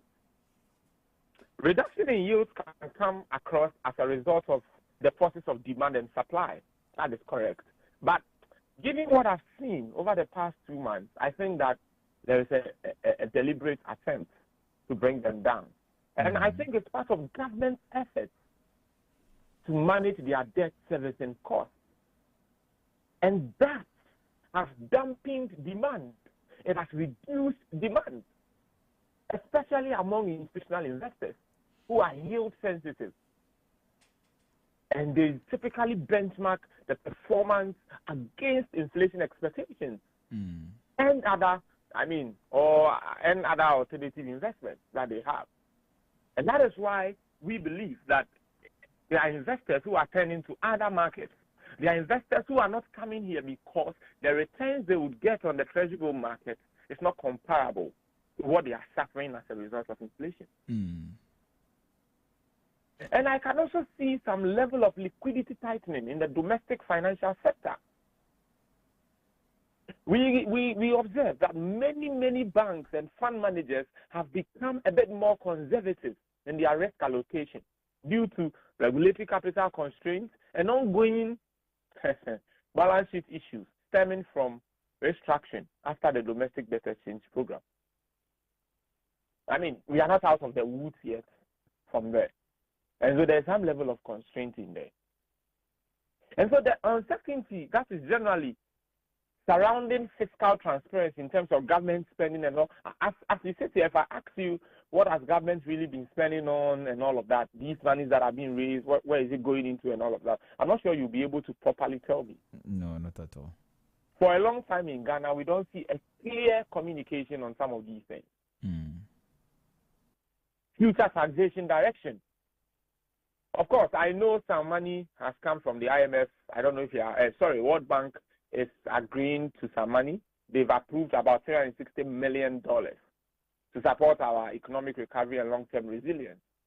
And therefore, the World Bank has approved that amount of money for Ghana for specific purposes, to boost our fiscal stability, to support our reforms, to drive resilience and inclusive growth through energy, finance, and social investment. That is on the table. Maybe someday tomorrow or so we'll have a conversation on that. We've seen that has been approved, but the signal is clear where Ghana is headed. It began before this government came in. I think that the rate of increase even went up further when the new government came in. But investors possibly are not able to navigate why yields keep on falling, especially even where inflation is, even where borrowing rate, cost of borrowing is, among other things. And I think that is what is contributing to the persistence and the performance in Ghana's recent T-bill auctions, despite lower yield offerings. And there was something I conjectured the last time. Is it likely that just to reduce the rates, let's overestimate our target, so that even if we don't meet it, we would have met our actual target? Right. It may be the case. I mean, I'm just conjecturing. No one should come after me, but it may be the case. I see. But you were saying that the reduction in the yields is something deliberate. Now, does the government's strategy of reducing the yields and auction targets signal some prudent fiscal management, or is there a response to deepening investor skepticism? Well, if you would ask me, I think I would lean towards both, and therefore would say that it's a combination of the two. Okay. But possibly it is heavily tilted towards a reactive strategy rather than a proactive fiscal prudence. Why do I say so? You see, reducing yields is intended to lower your borrowing costs and signal inflation confidence. But doing so without adequate market confidence leads to poor uptake. And that is why I'm saying that it's more reactionary than proactive. You need to be proactive. Proaction is not just needed in, I mean, you are the manager of an organization, you're a line manager, you are an employee. They are not the only ones who have to be proactive in life or in the way they go about their things. As a market analyst and the rest of them, as a government that is borrowing from your people, you need to adopt a more proactive strategy than a reactive one. Don't wait for things to happen before you react. See into the future and align your policies relative to what you have seen that the future holds. And so cutting targets appear less about managing real expenditure, and it is more about adapting to market resilience. And so for me, this strategy that we see is a signal that the government is constrained. It cannot meet its full borrowing needs at current yield expectations. And so rather than comforting higher yields, it is accepting lower proceeds, which may have downstream effects on cash flow for critical public expenditure. Of course, it's a short-term tactic that avoids locking in higher rates now. But let us not forget it avoids addressing root causes of investor disinterest.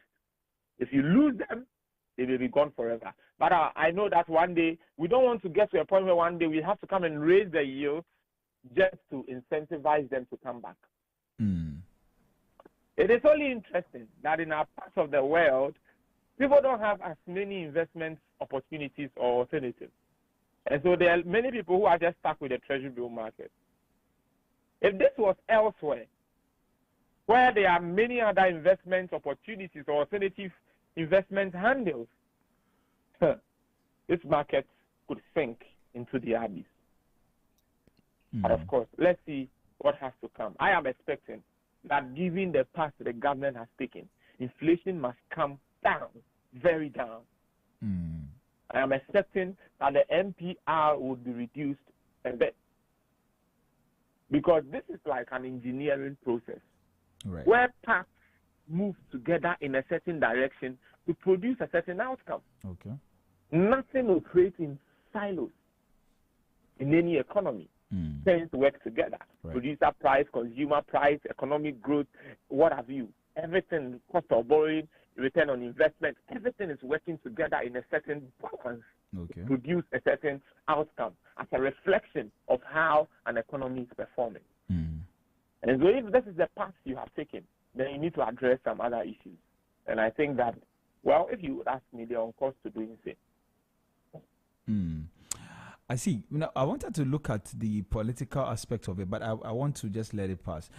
How does how does the ongoing IMF program influence market confidence, especially in the context of domestic debt sustainability and policy direction? If you can help us with that. But just before that, I just saw that World Bank has approved some 360 million. So I was talking about that earlier. Ghana. I don't know if you got me. Yeah. So anyway, but you just go ahead. I'm listening to you. $360 million. Good money. Yeah. Good money. I wish it would come to me. That's just your opinion. Yeah, but that was why I was saying that when this money comes in, for instance, what is going to happen to the cedi, to the dollar, and other things. Let's see what happens in the coming years. So you see, the IMF program is a double-edged sword. Why do I say so? On one hand, it brings credibility, it brings structure and international oversight, which will boost investor confidence. Very key to any IMF program. On the other hand, it raises short-term uncertainty due to pending structural reforms, tax policy changes, and sometimes expenditure, as we call it, rationalization. So investors know these changes are coming, but these changes lack visibility on the pace and political will for implementation. Investors know. Who doesn't know IMF is in town? Everyone knows that. But what they are asking that we do, is there the political will to implement it? Is there visibility? Are they really doing it? How are they going about it? Are they telling us what exactly they are doing, how it aligns with what IMF is asking them to do?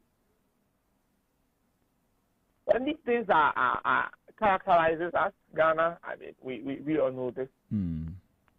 So there is also skepticism about whether the IMF targets can be achieved without further debt restructuring.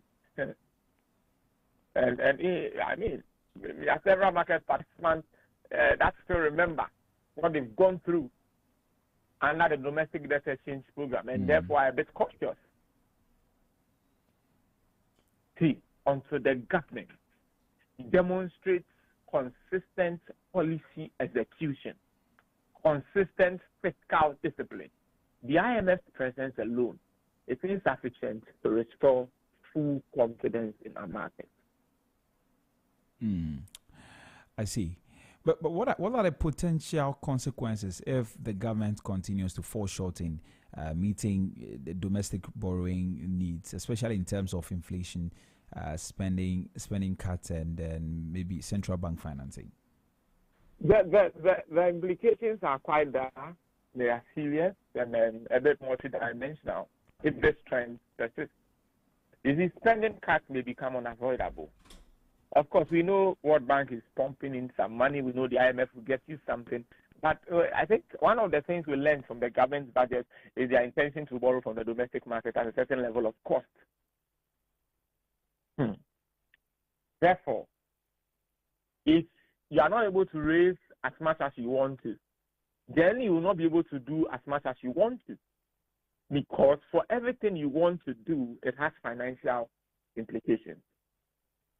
You know, sometimes we don't get it. But anytime a government says, I'm going to put up a women's development bank, I'm going to build roads from KJTR to where, I'm going to do this, I'm going to do that, I'm going to bring heaven from the sky, everything that the government promises. I mean, the last one is not possible.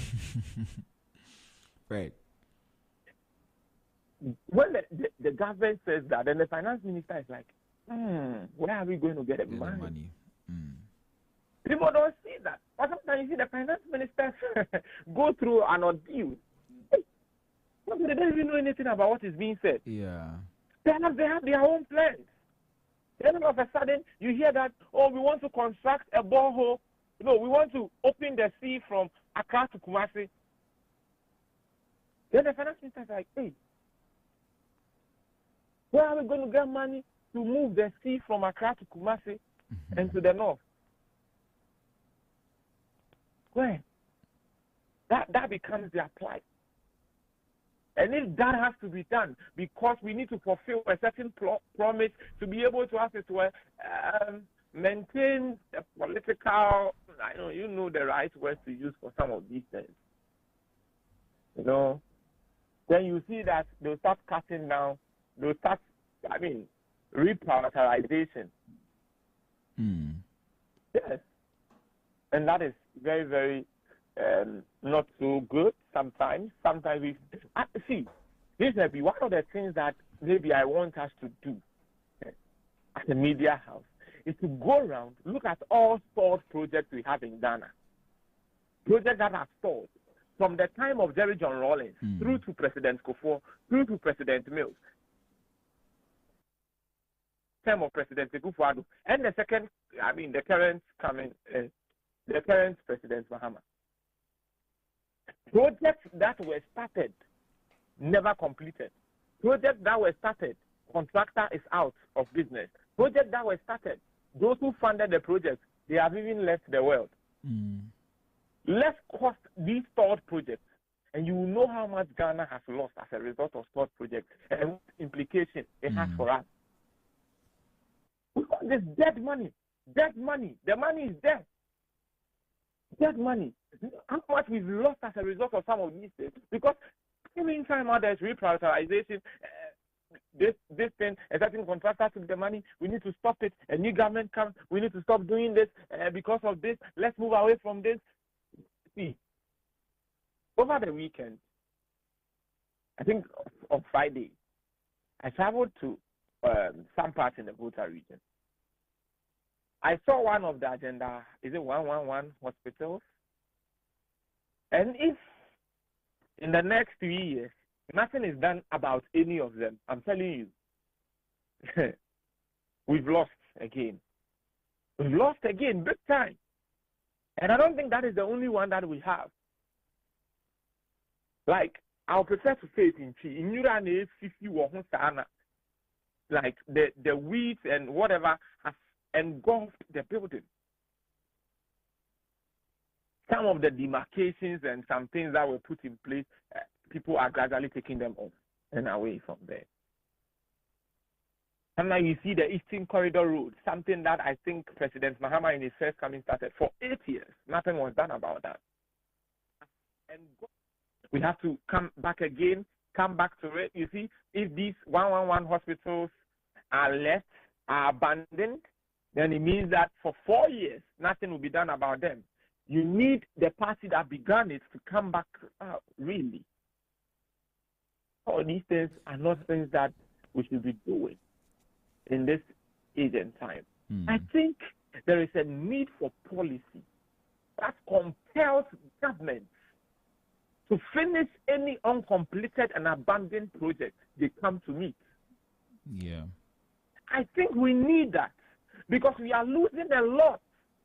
We are losing. You see, you may not see it. You may be, it was not done by our party. We didn't send them. We didn't even agree with them when they wanted to build this hospital, when they wanted to bring in this and that and that. Many people within the political class sometimes, with all due respect, are internally focused on the successes of their political parties than the prospects of this nation. For many of us, of course, we agree it is the political parties who win then become the government to serve the nation. But their role is merely to serve the nation and not be our lords. And if they are to serve the nation, then they must serve the nation well. The nation, if Ghana is the business of any political party, are they telling us that they are going to be making losses? Which organization will go and put up a branch in Adesso and they are going to leave it to rot for 8 years, for 16 years, for 32 years? I tell you, there are still projects that President Mills started that have still not been completed. That is many years ago. Some people listening to us this morning were not born.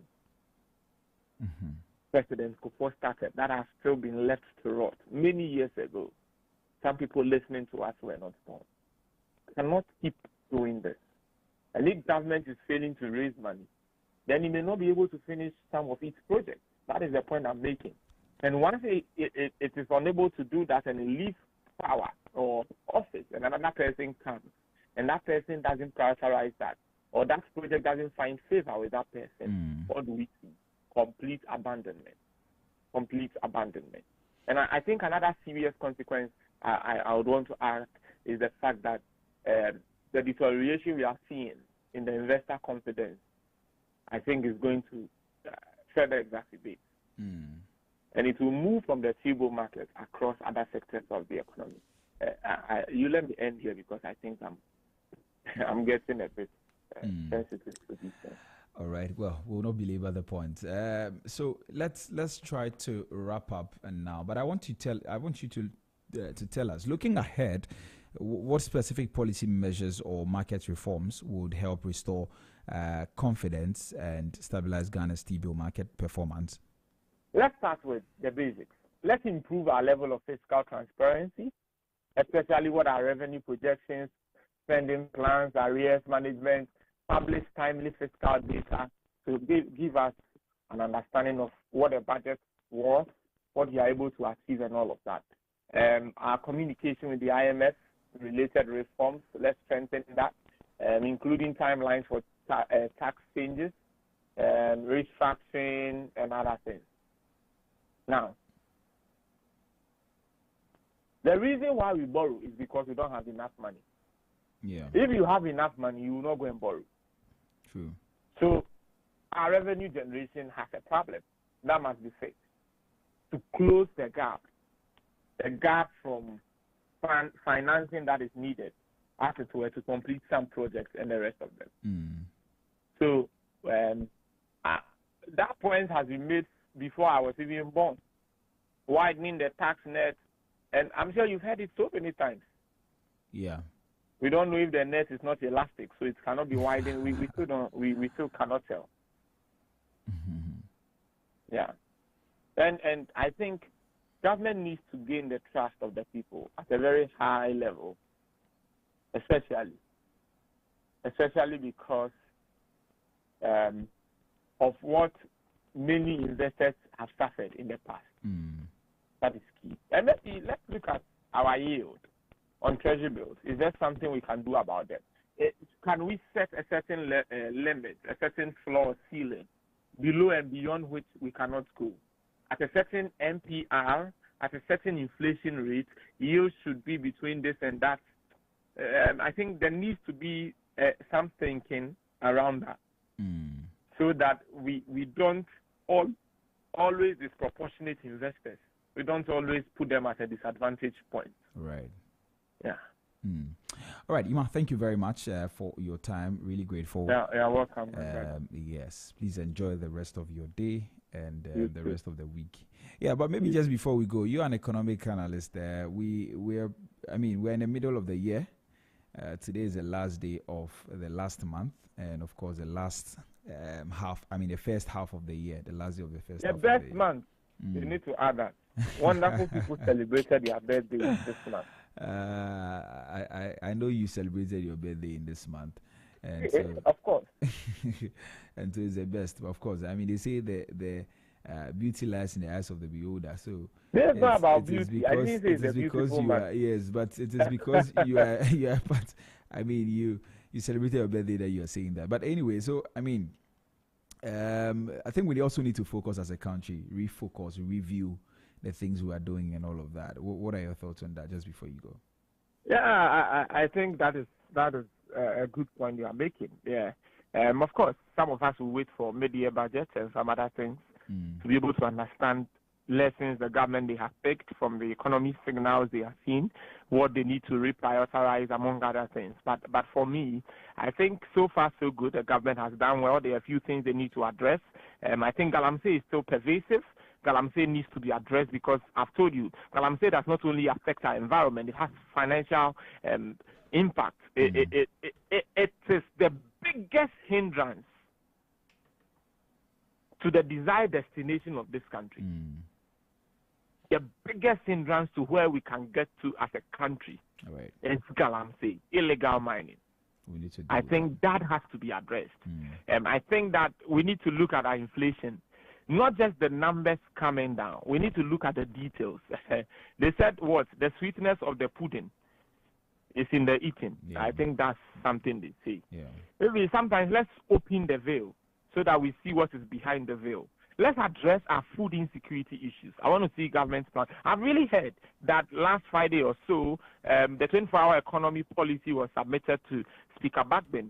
I have not got a copy of that yet to look into it to see what it contains really, but it is something I'm also interested in, the 24-hour economy and how it's going to affect the general economy. So that's another thing. But let's look at our inflation. Let's address the issues. We know the challenges there. Let's address our transport issues because it is part of the high cost. And let's look at our construction deficits. We need to address those things. See, road network in this country is terrible. If there is another word besides terrible, that's what I'm going to use. And I think it is not helping with our level of economic activity, level of productivity, among other things. Road accidents and other things, some of them are caused by some of these poor road infrastructure. I think these are things that we generally need to look at. And the tax revenues that may have been generated over the course of the 6-month period and what they were used for. I think we usually miss out on that, what they were used for. I think that is very, very essential. We need to understand some of these things. But of course, a major government policy may hit the ground in the coming months, which is the 24-hour economy. Let's see how it is going to go. I've not heard so much about Nkukong in recent times.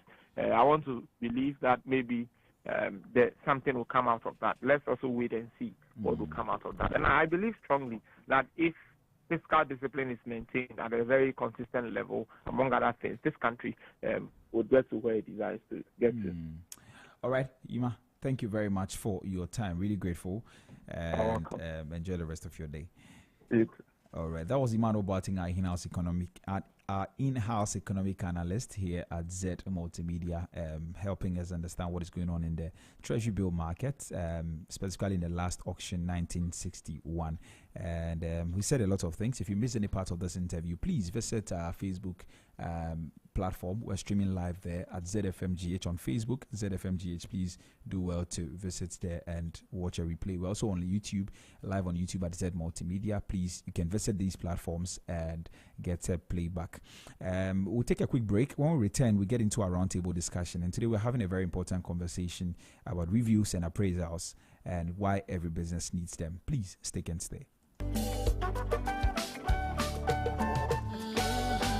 This July, all roads lead to Zed Multimedia for the High Life Cruise of the century. It's the Zed High Life Cruise, July 4th, 2025 at 3 p.m. sharp. Venue, Zed Multimedia Forecourt, right there at American House, close to Brick Junction. Rates absolutely free. Just come with your dancing shoes, featuring Someone Owusu, sensational High Life legend.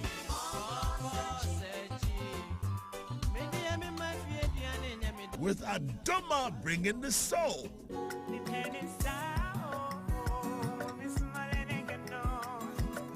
And headlined by the iconic High Life sensation Aquabwa. Remember, it's free and it's live. It's the Zed High Life Cruise. Feel the rhythm, live the culture.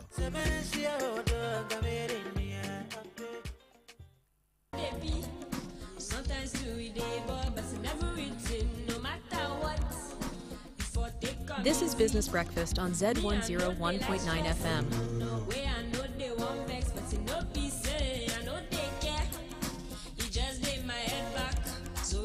For a road, where they walk on day for ride.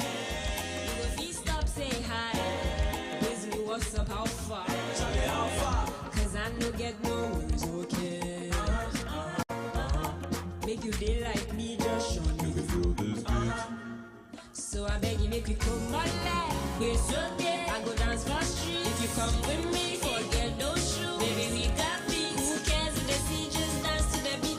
Put to sack. Sorry, come join me, dance for road top, we forgot traffic, cause life is too short, make we take them easy.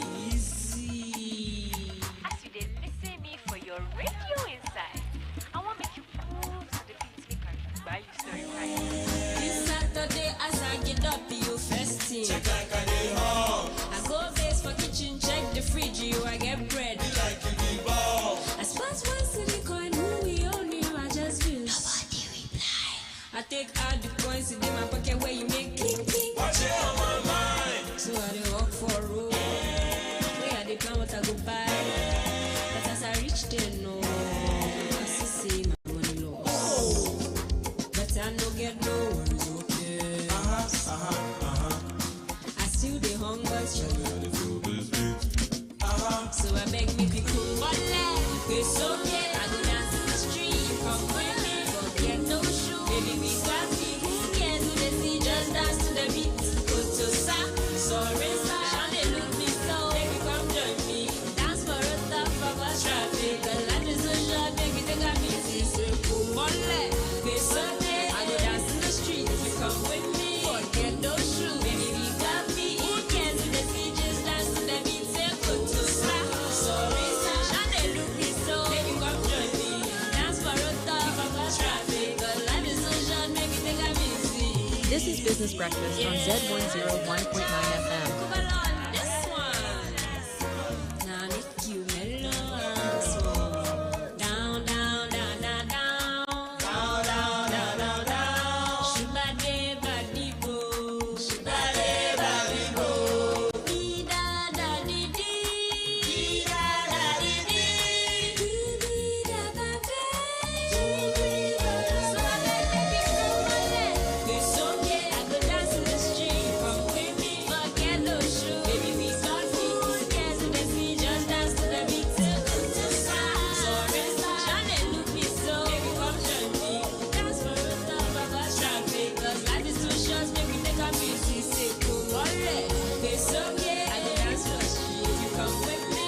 This is Business Breakfast on Zed 101.9 FM.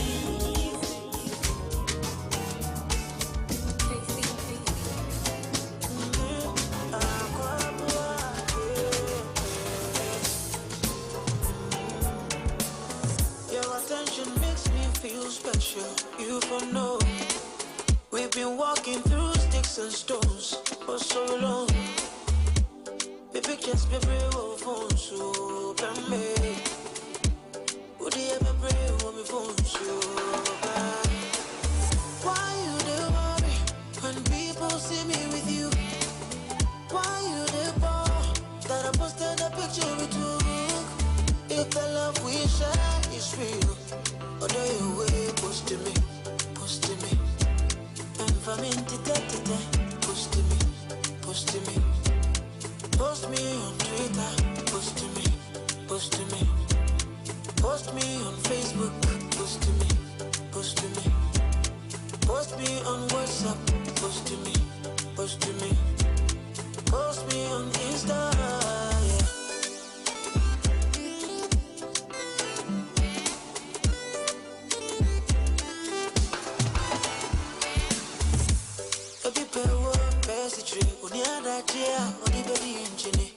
My problem one thing for free. When they know we are in love, they go talk about us. This Why you do worry when people see me with you? Why you do bore that I posted a picture we took? If the love we share is real, or do you wait, post to me, post to me. And from intitete, post to me, post to me. Post me on Twitter, post to me, post to me. Post me on Facebook, post to me. This is Business Breakfast on Zed 101.9 FM.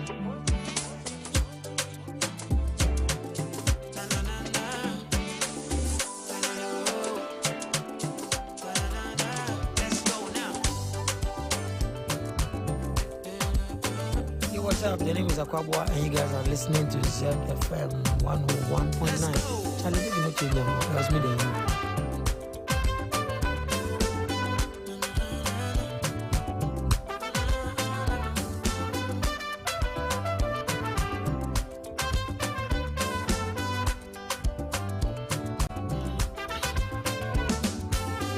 Spiritually, physically, you got my love than anybody. Anybody, you got my love, oh. Emotionally, psychologically, you got my heart than anybody, yeah. Anybody, you got my heart, oh. Spiritually, physically, you got my love than anybody, yeah. Anybody, you got my love, oh. Emotionally, psychologically, I got my heart than anybody, yeah. Anybody, you got my heart, oh. If you treat me like your brother, oh, I gotta treat you like my sister, oh. Respect me like your father, oh, and I gotta love you like my mother, oh. Treat me like your brother, oh, and I gotta treat you like my sister, oh. Respect me like your father, oh, and I gotta love you like my mother, oh. Hey, other, for I don't say you are my number one. Other, if I don't say you are my number one. Other, if I don't say you are my number one. Other, if I don't say you are my number one. Oh, so cool. I like Papa Baby Pa. Yeah.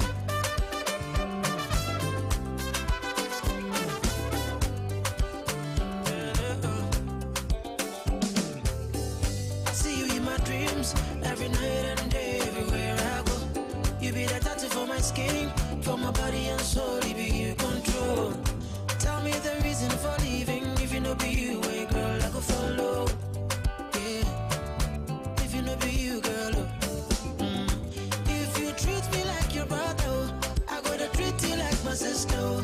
Respect me like your father, oh, and I gotta love you like my mother, oh. Treat me like your brother, oh, and I gotta treat you like my sister, oh. Respect me like your father, oh, and I gotta love you like my mother, oh. Hey, other, if I don't say you are my number one. Other, if I don't say you are my number one. What up, what up? Other, for I don't say you are my number one. What's up? The name is Akwabwa, and you guys are listening to ZFM 101.9. Charlie, you know, change them. It was me then you.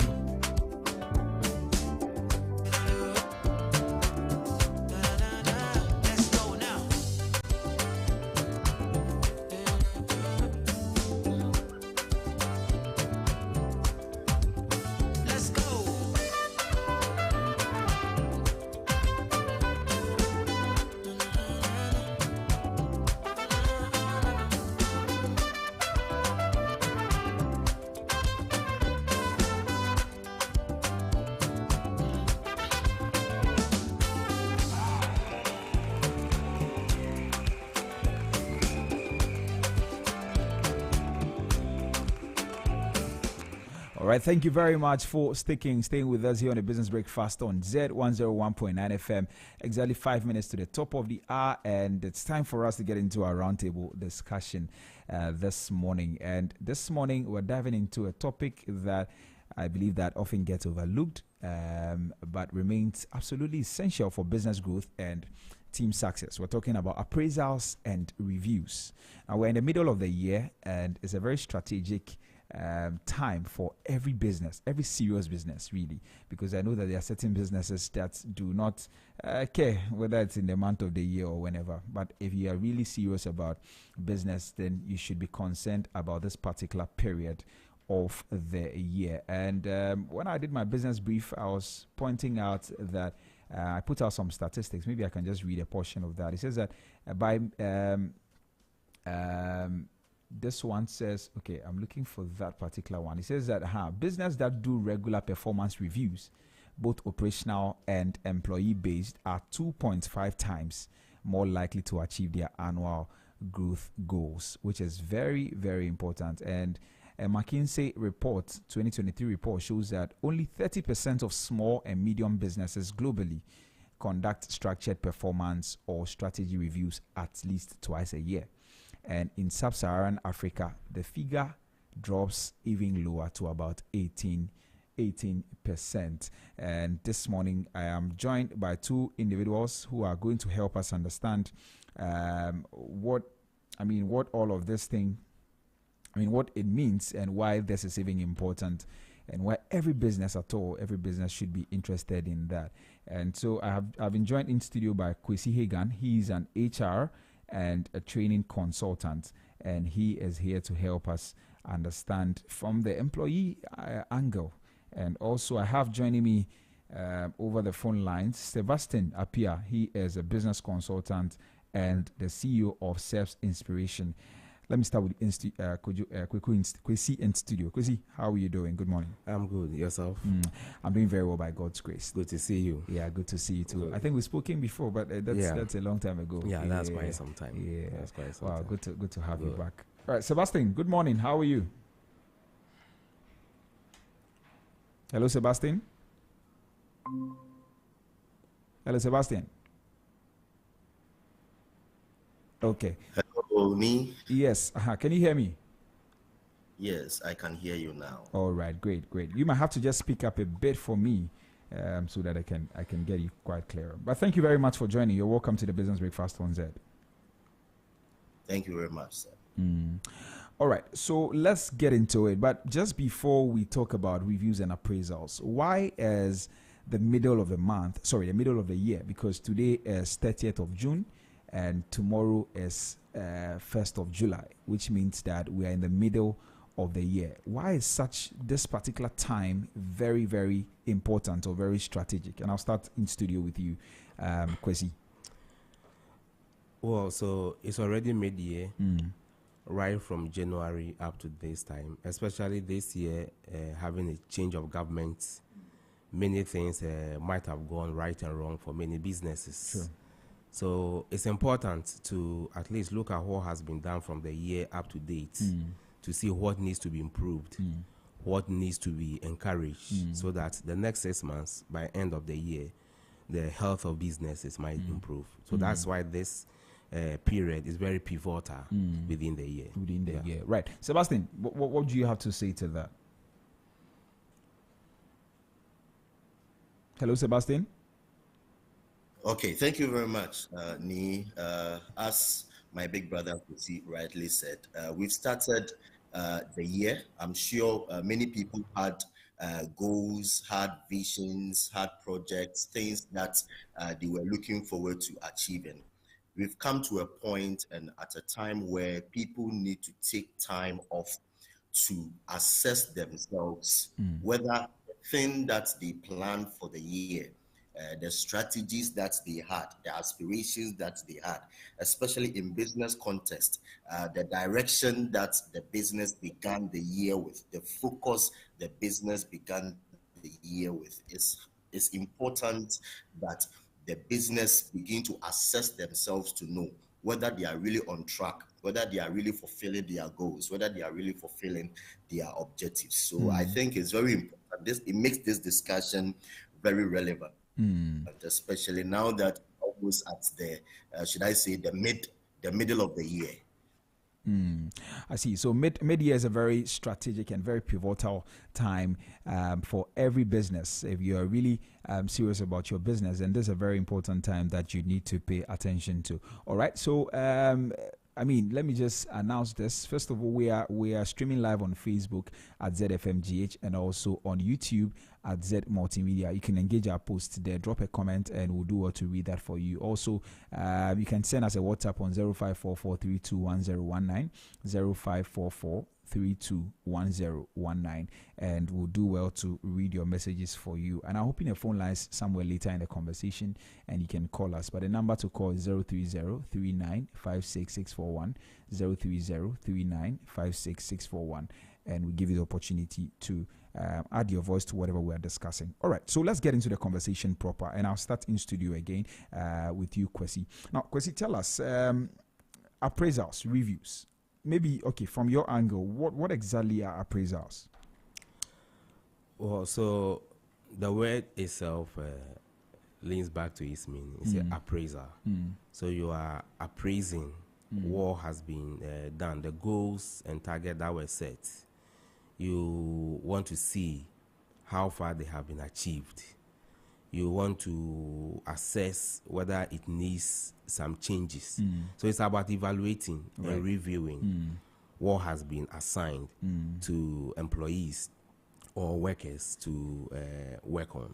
So that's basically what the review process is about. And then we can also look at other aspects of recognition, encouraging people to do better if they are doing the right things, and give feedback at where they could also improve. So that is what appraisals are about. And reviews are about. Okay, and some of the things you can look at are employee, the employee appraisal. What other things? No, so basically the appraiser is like the employer and employee. Yeah, employee, about accountability. Okay. So I've assigned you a task to do. I've also been paying you at the end of the month. At least from time to time, I need to see what you are doing, how you are going about it. Right. Is there any support I can give you? Is there any motivation I can also provide you so that you'll be able to perform the tasks that I have assigned you? I see. So it's a very important thing. Okay. Now let me come to you, Sebastian. Now, Sebastian, to begin, why are they? I mean, appraisals and reviews. Why are they such a big deal in today's business environment? Hello, Sebastian. It is very important. Yes, I can hear you. Okay. Yeah, it's very important because if you have been given a task to do, especially at the workplace, I'm speaking in the area of the workplace, we need to take feedback from you. We need to be able to measure, the impact you are making. We need to know that you are meeting the deliverables. That's probably the project you are working on, or the role or the assignment give you at the workplace. You need to know that you are matching up to the deliverables given to you. In business context, we've set an objective or a goal for a particular project. Probably, let's say, you are into agribusiness. You are into agribusiness, and you've been given a particular product. You have developed a particular product that you are looking forward to your prospective customers or your current customers to be able to have it in its great or in a great quality. As a business, it is important that from time to time you review, you appraise yourself that, okay, I'm selling this particular product to my customers. Are my customers satisfied? Do they like what they are getting? Do they like what I'm giving them? If you don't make reviews, if you don't take feedback from them, you'll not be able to measure the quality of the product that you are bringing out there. And this makes it very, very important. Makes it very important. I see. Well, so what are some of the... Okay, I'll come back to you, Sebastian, on that one. But let me come to Kwesi. So, Kwesi, from an HR perspective, what are some of the biggest misconceptions and myths when it comes to appraisal? When it comes to employee appraisals, what are some of the biggest myths and misconceptions? The biggest one that I have come to see in practice is one, when employees feel that the appraisals, they are all about money. So you have an employee coming to you let's say we are in 2025, refusing to do 2025 appraisal, and you ask the employee why, then they will tell you that last year when we did it, we didn't get any money. Last 2 years too, when we did it, no money was paid. So this year, I am not doing that because anytime I do, I don't get money. So that's one of the biggest misconceptions, to think that the appraisals are all about money. Two, what I've also noticed is many employees also feel that the appraiser is all about what didn't go well. But that is not just about that. It's about development, developing the employees, looking at their needs in terms of their training needs and other areas, so that support could also be given to them as well. So it gets to the time of appraisals within the company, and it is like how I usually tell me, like the judgment day. The environment is tense. People are really, I mean, you can't even describe the environment when it's time for appraisal. But it's not supposed to be like that. It's not like a do or die affair or something. So these are some of the misconceptions that I have seen in practice about appraisals. Now, but the statistics are showing that a lot of people don't do these appraisals. Why is that so? Well, for many businesses, it may be the structures in place. Okay. Companies haven't come to appreciate the need for appraisals. And that is the danger, because if you only see an appraiser as a monetary tool, then it doesn't then make sense to do the appraiser when you know that at the end of the day, no money is going to come out of it. Because when businesses don't make profit, they won't pay bonuses. On what basis are they supposed to pay the bonuses? So does that mean that when there are no profit, we won't do appraisals? So it's about having the right mindsets about what appraiser is. That is what will make companies appreciate the value of appraiser and then consistently do it and get the best out of it. So you believe that it's because they don't appreciate the benefits of it? Yes, the only benefit that many appreciate is the monetary part of it. Right. So if we try to get it right and appreciate the other benefit, then it will make more sense to do the appraisals consistently. I see. Okay. Sebastian, what are some of the long-term benefits businesses stand to gain from consistent reviews beyond just tracking the performance, like you said? Okay, thank you so much for the question. But I'll add up to what my big brother quickly said about the appraisal. I think most businesses must know that doing appraisals is not just about the money, as he rightly said. In fact, it's all about the company's growth. It's all about cultivating a growth mindset among employees. Because at the end of the day, if you are doing something or the work, the assignment giving you, if you are asked to do an appraisal of it, the only thing that is going to happen is your growth. You're going to inspire your potential, going to inspire your deliverables, and ensure that you meet up with the targets that are given you in the organization. So thank you so much, Chrissy, for that insights you bring in there. Now, for a business review, in fact, one thing that I realize is that I've come into contact with certain businesses that at a point in time, their strategic focus and their strategic vision, they began to stray from it. So as a company or as an organization, when you are able to do regular or let's say annual reviews, or you can do it on quarterly basis, when you do reviews on the organization or on your business, what you do is that you are always focused in terms of your strategic vision. And you know, vision is everything, because if as a company or as a business, as an organization, you stray from your vision, the company is dead, because vision is lifeline. It is life. It is the very soul of the business that you are running. Because vision says that I know the end right from the beginning. So the moment you do not do review, especially I'll touch on strategic review, that as a business you try to review your strategic vision. What was the vision that I started with? where am I going? And after a year or two, or when it started 2025, this was the vision, this was the goal, this was the focus. We are in the middle of the year. Am I still on track? If you are not on track, then you cannot be successful as a business.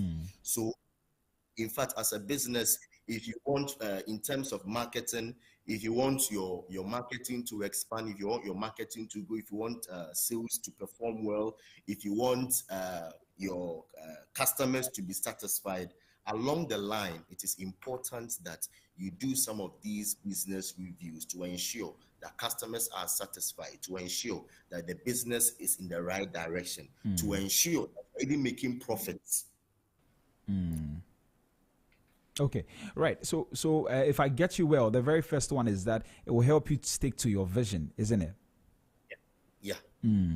I see, and you're able to also grow along those lines. Now, in your experience, Kwesi, how do the appraisals contribute to motivation and staff development? Because you mentioned earlier that it's about development. How do they contribute to development, really? So we are in the middle of the year now.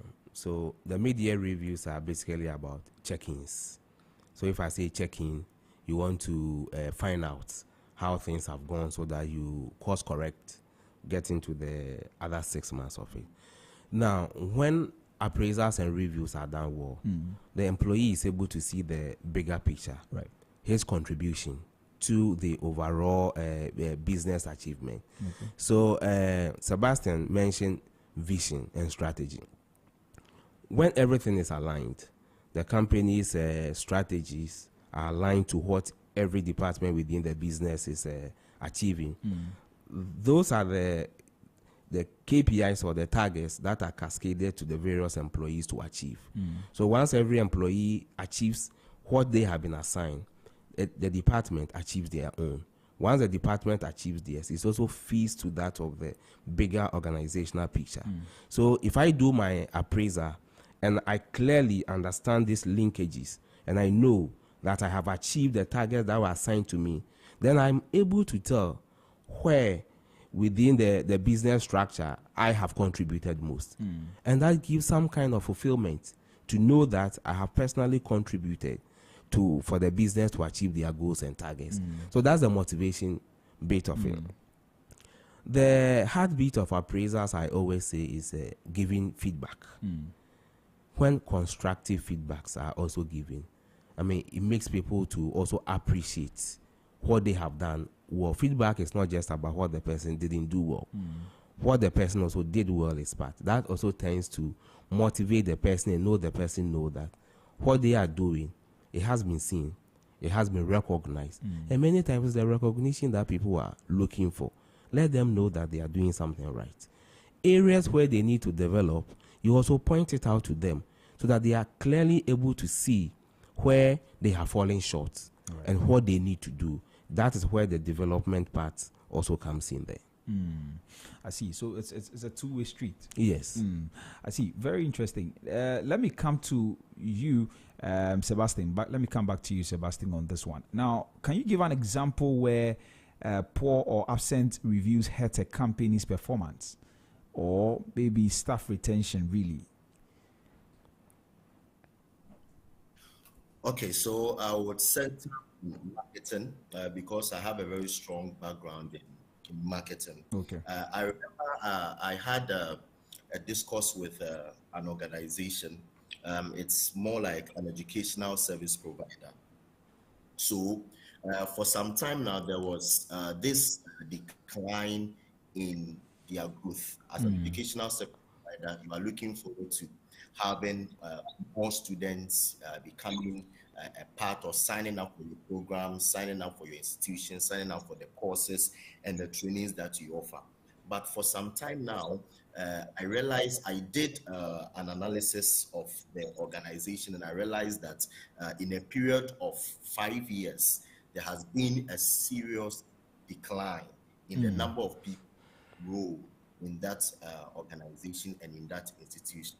So based on the analysis that I conducted, I realized that the real problem or the real issue here was a problem of customer satisfaction. The company or the organization was going through a period in a season where their customers were not satisfied with the services that they were offering. And they were not paying attention to that.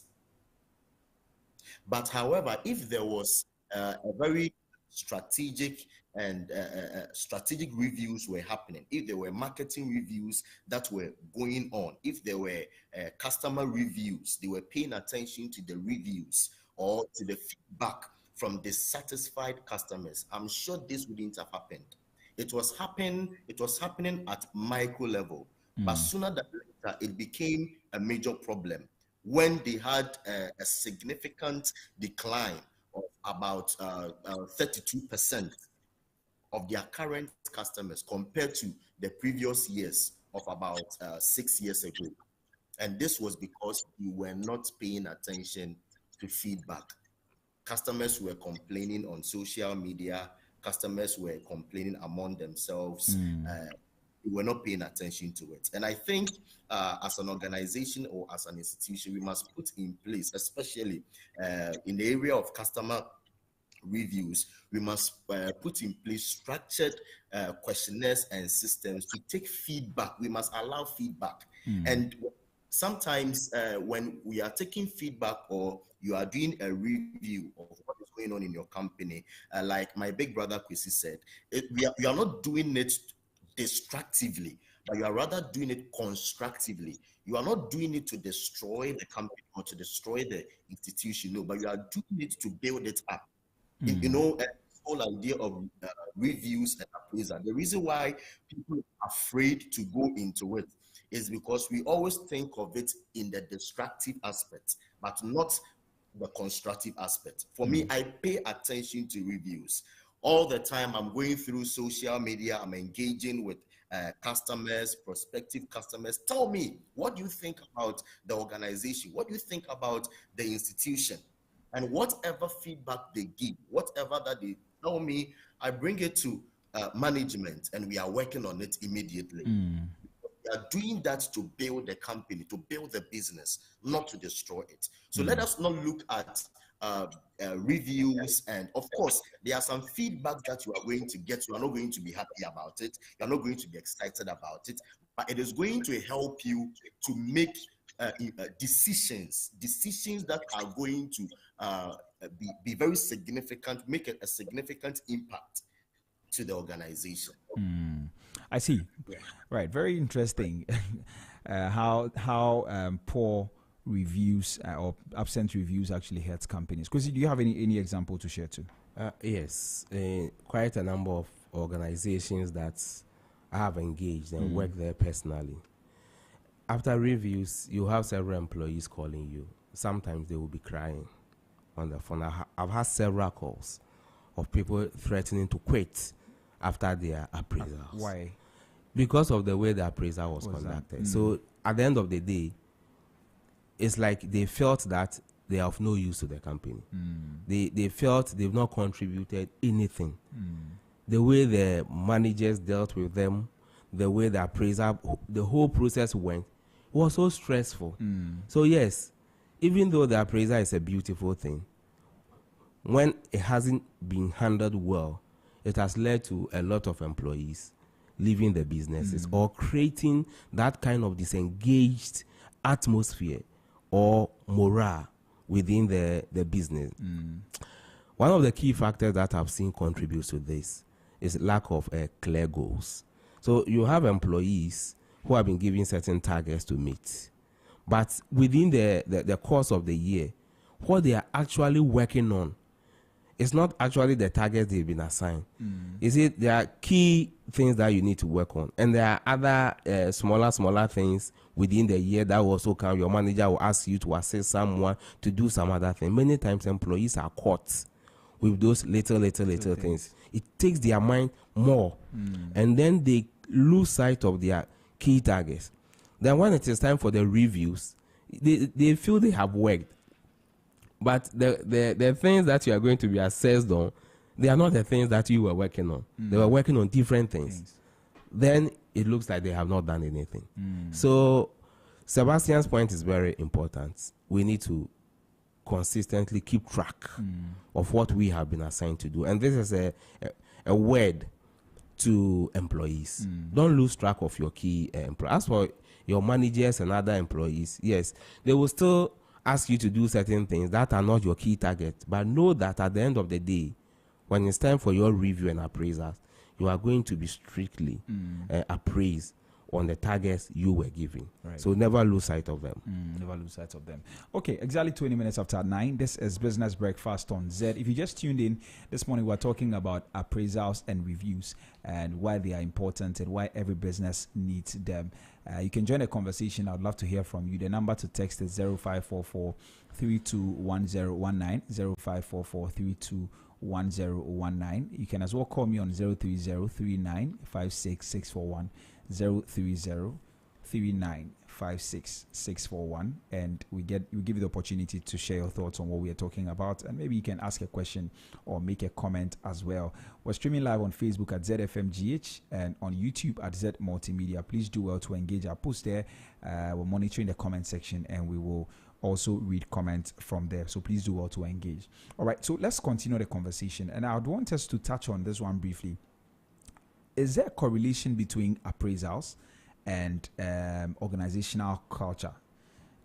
Is there a role of appraisals play really in organizational culture?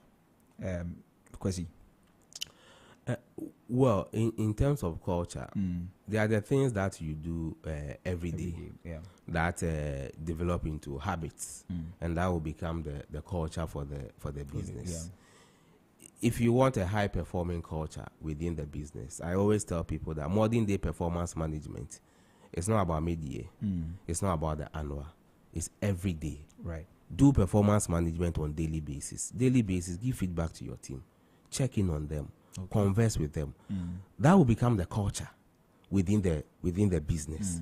So when people are checking up on the employees, they are looking at what they've not done right. They are not waiting for the appraiser time to give them that feedback.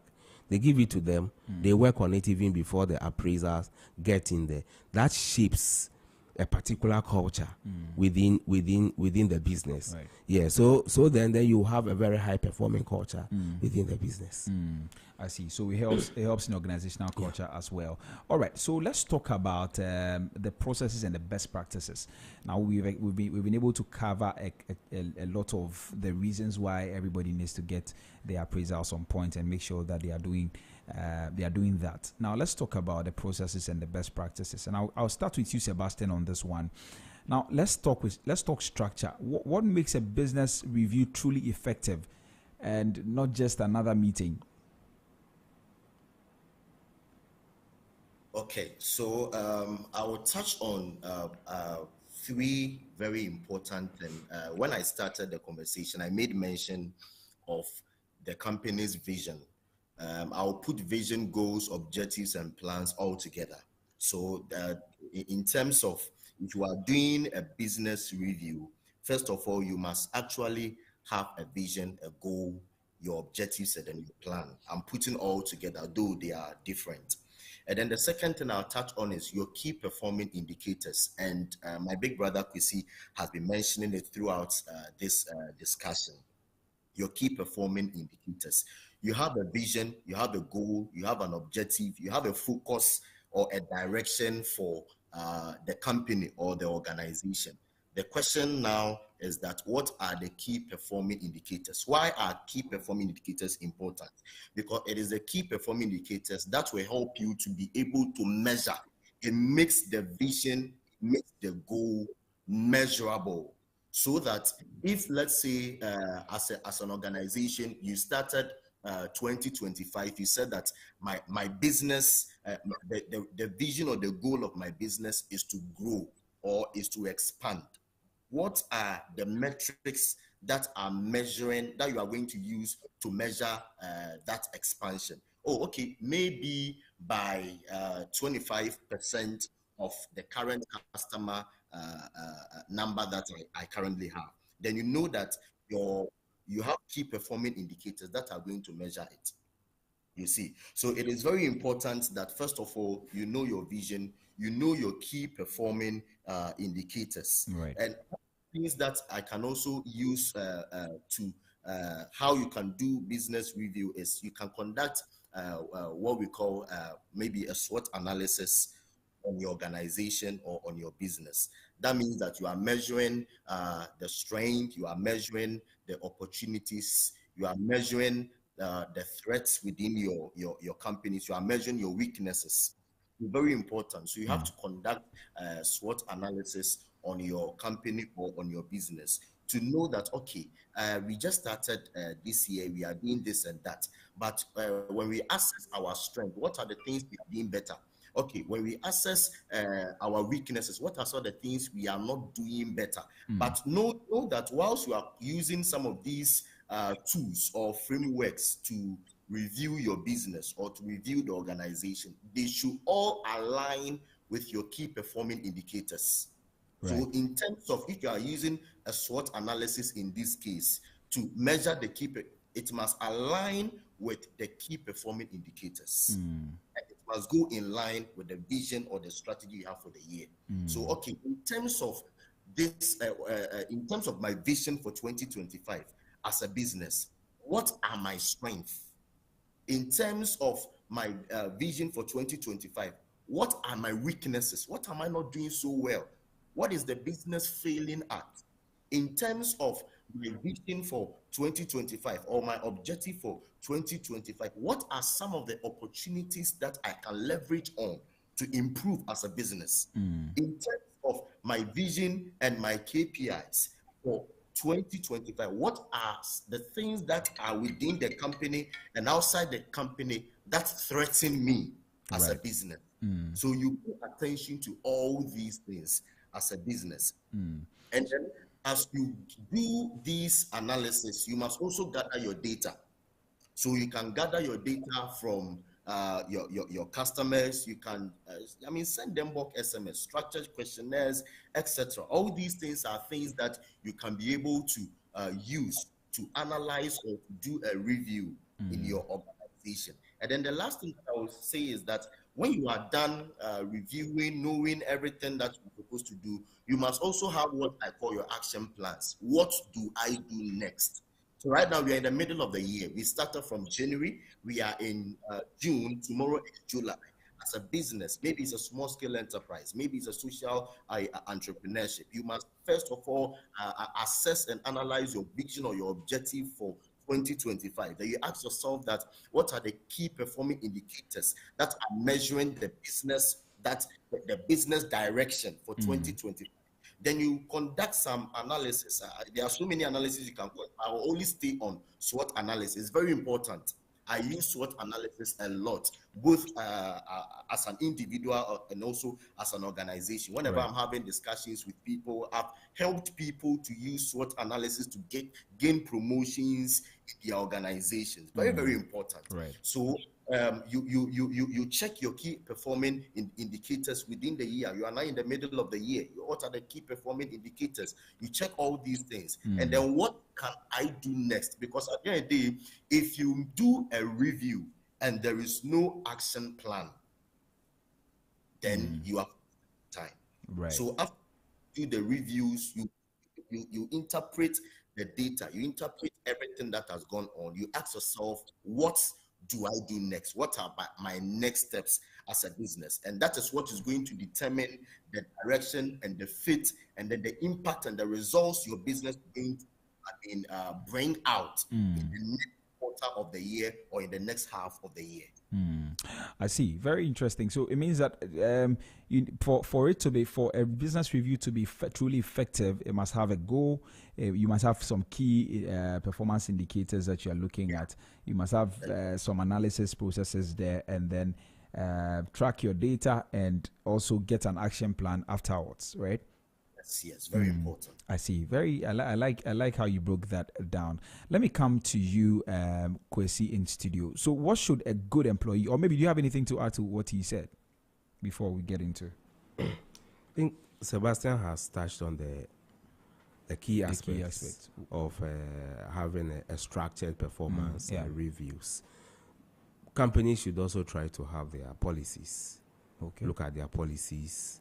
And what I recommend is, it's important to also have someone who is in charge of performance management within business, because why it has been failing is that in many organizations, it's one HR manager who is doing virtually everything. And these are not roles that one person can perform everything. You need a dedicated person or a team in charge of performance management. Then in that case, they can help put structure into it. Look at the softwares, the policies, the documentation, the vision alignment, the data, and everything, and ensure that they whip everyone along and make sure that everyone is aligned. But if it's just one manager who is doing everything, training, who is doing recruitment, who is doing performance management, who is doing employee relations, compensations, nothing will work well. I see. All right. So I was coming to ask you something, but let me come to Sebastian. Then I come back to you, okay, Sebastian. So tell me, what are the specific things, right? Specific aspects of the business that must be reviewed? Okay, thank you. So when I started the conversation, in fact, I've been mentioning Some of them. strategy for a long time. Yeah. So your strategic direction or your strategic focus is very important. A business must also review their finances. You must ask yourself that as a business, I've made a lot of investments into so many things. Am I making profit or am I making losses? And some of these things, the business must pay attention to financial analysts, people who can really analyze the finances of the institution or the finances of the business. I know that probably we have other people who are listening to us who may not be large-scale businesses, but probably they may be small-scale businesses, small-scale enterprises. It is important that you find someone who is very good with finances and with financial analysis, and then you let the person help you to analyze and to look into your financials. Personally, for Seb's inspiration, I do that a lot because I'm not a financial person. I'm more of a marketing person. So mostly I have experts who probably are friends. Some of them are also, we are doing a B2B interaction, B2B interaction. So I'm able to employ them to come and look into my finances and then ensure that I'm not making losses with my businesses and so forth. So finances is very important. And then I also touch on marketing. As a business, you must also conduct review on marketing. You must ask yourself whether your marketing campaigns, are they yielding results? Are you getting return on investment on your marketing campaigns? You must be able to track the consistency of your marketing communications. And all these things will come when you as a business begin to make reviews. You must also do reviews on performance. You must do reviews on talent, like how my big brother Kwesi is always doing as an HR expert. You must be able to review on the capacity and the performance of the people you are working with as a business.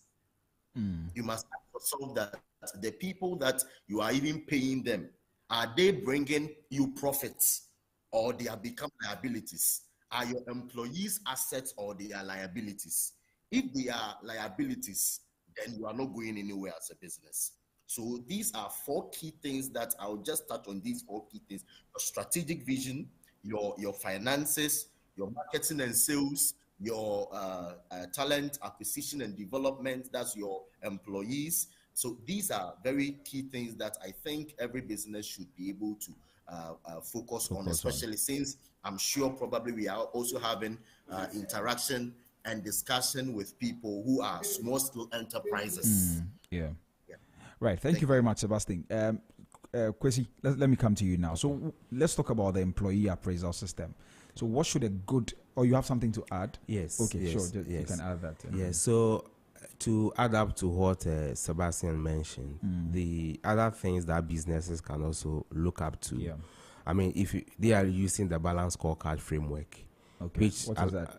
So the balance scorecard is a strategic management tool that allows businesses to align their goals and vision to that of the bigger picture of the organization. Okay. So it basically has 4 perspectives, which were introduced by Drs. Norton and Dr. Kaplan. Before the introduction of the balance scorecard, businesses were only focusing on the financials. Okay. But 3 other non-financials were also added to it. Okay. So you have the customer, you have the internal process, then you have the learning and growth perspectives. Okay. So you look at the financials that Sebastian mentioned, where you are looking at your cost reduction, you are looking at the revenues that are coming in, you are looking at profitability. And then also the customer aspect, that is when you are also focusing on the satisfaction of your customers. How satisfied are they? How likely are they to recommend your product to other people? That is the net promoter score we are talking about. Okay. And then if a business wants to expand, you also look at your market share. Right. So that's what the customer focus will give you. Then you look at the internal business processes. That helps you to also measure things like turnaround time. Because you are not just serving people. You want to serve people within a specific time frame.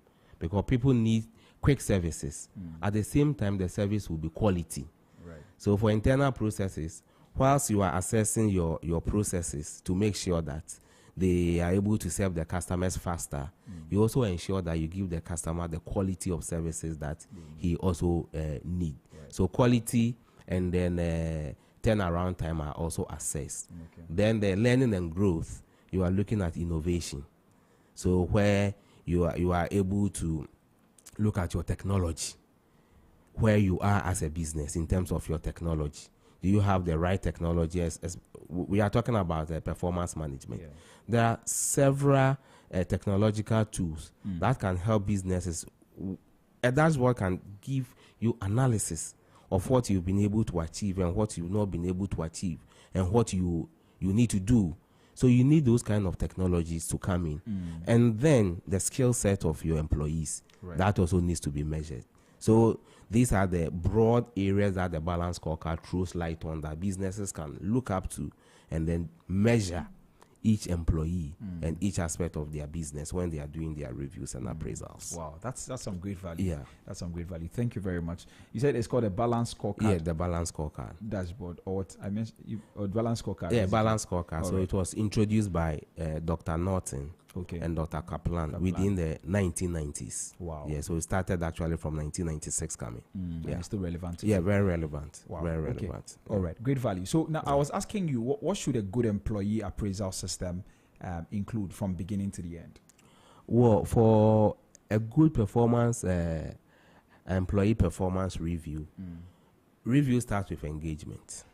Okay. It's not about just the systems and the processes, where in some organizations, an email or a document will be sent from the manager to the employee to fill it, send it to the manager also input it. Then it's just that back and forth. There is no, how do we call it, conversations around. Right.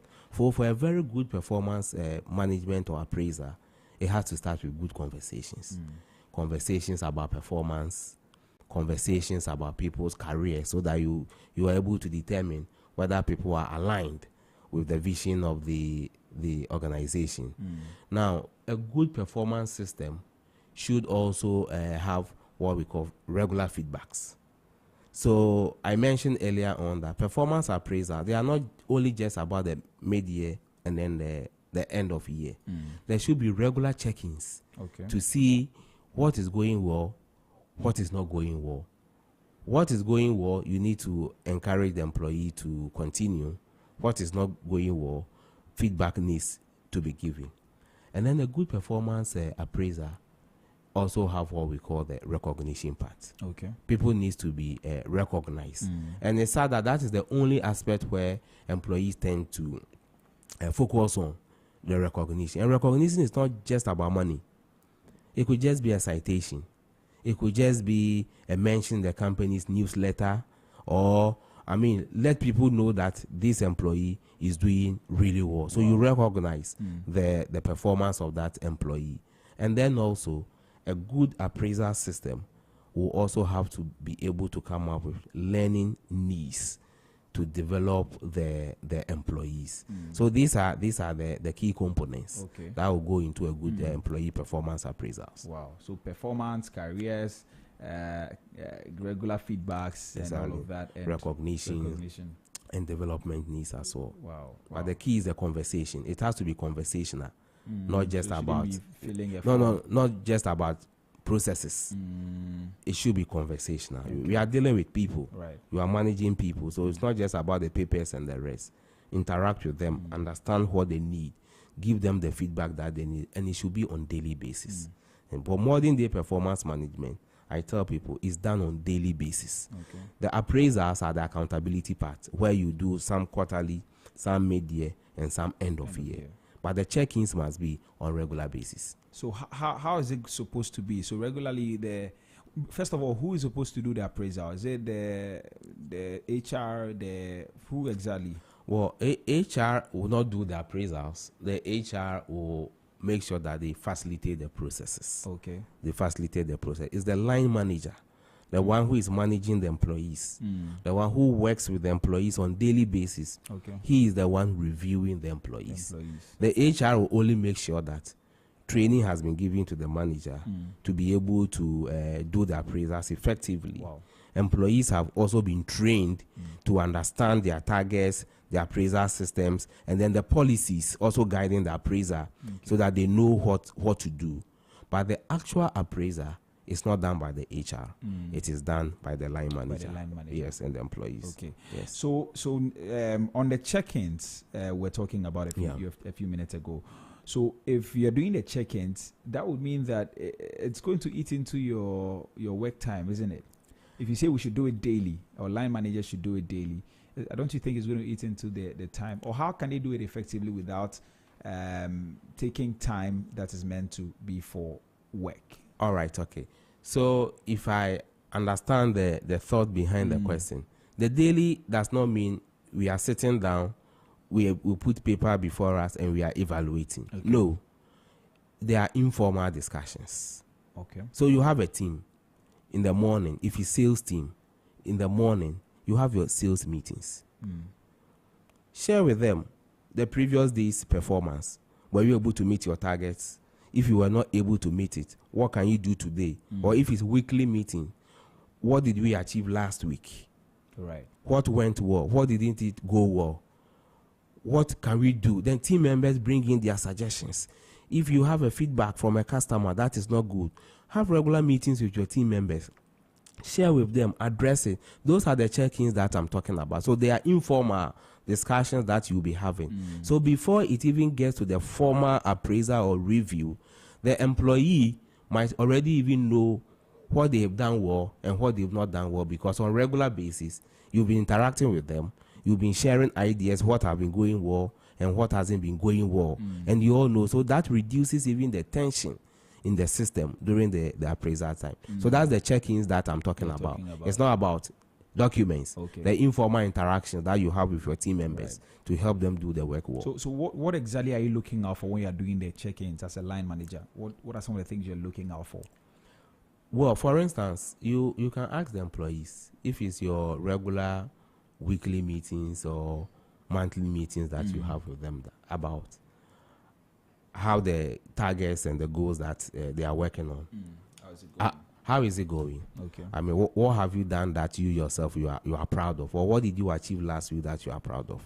What challenges did you encounter that you want me to provide support for you? So that kind of chit chat. It will bring the issues out. And also, as a manager, where you are sitting, you may also be privy to the numbers. So you also have to share insights of those figures with them. So if it's how do we call it, businesses where the financials are very tangible for you to see, share with them where they are standing. So at every point in time, the employee should know where the business is. That's kind of awareness. It creates some kind of agency, some kind of responsibility and ownership and accountability.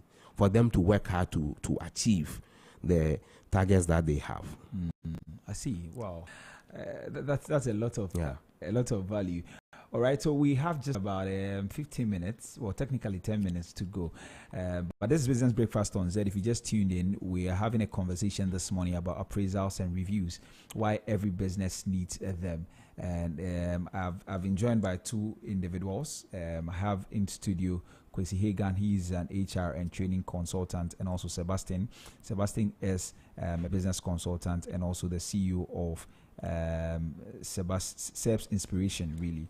And these are the two gentlemen helping me. I would love to hear from you. If you have a question, a comment, you may want to send it to 0544321019, 0544321019. Send me a WhatsApp and I'll do well to give you the opportunity. I'll do well to read that for you. And also, you can call me on 0303956 641 0303956 and we get to hear from you. We're streaming live on Facebook at ZFMGH and also on YouTube at Z Multimedia. Please do engage our post there and we'll read your comments for you as well. All right, Kosi, let's talk about this one now. Some SMEs think formal reviews are too corporate. How can they make it work in a simpler way? So the thing is, people do what is inspected, not what is expected. So for employees, even though they know the right thing, the thought that they have that we are coming to do reviews or appraisals, even if they have not achieved something, they want to do something so that during the review, they will have something to show. For SMEs, the appraisals are not just about being too corporate or being formal. It also has some legal aspect also attached to it.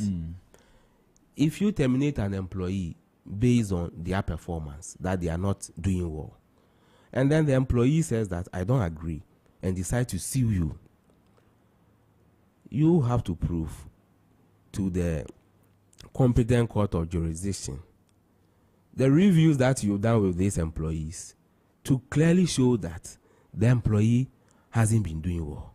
The interventions you have put in place to support the employee within this period, for you to come to the conclusion that you've done everything possible. The employee is not doing well, so yet you need to terminate the person. So SME should understand that you need to do the formal ones to also keep documentations and records for also future references. Because if you say someone is not doing well, it should be backed by evidence. Where are the targets that you give the person? What's the person's job description? The appraisals you did, where are the records? What interventions did you put in? Did you train the person? Did you give the person enough time? Did you give the person all reasonable resources that he needs to do the job? And yet, the person is still failing to meet that level before you've decided to terminate the person.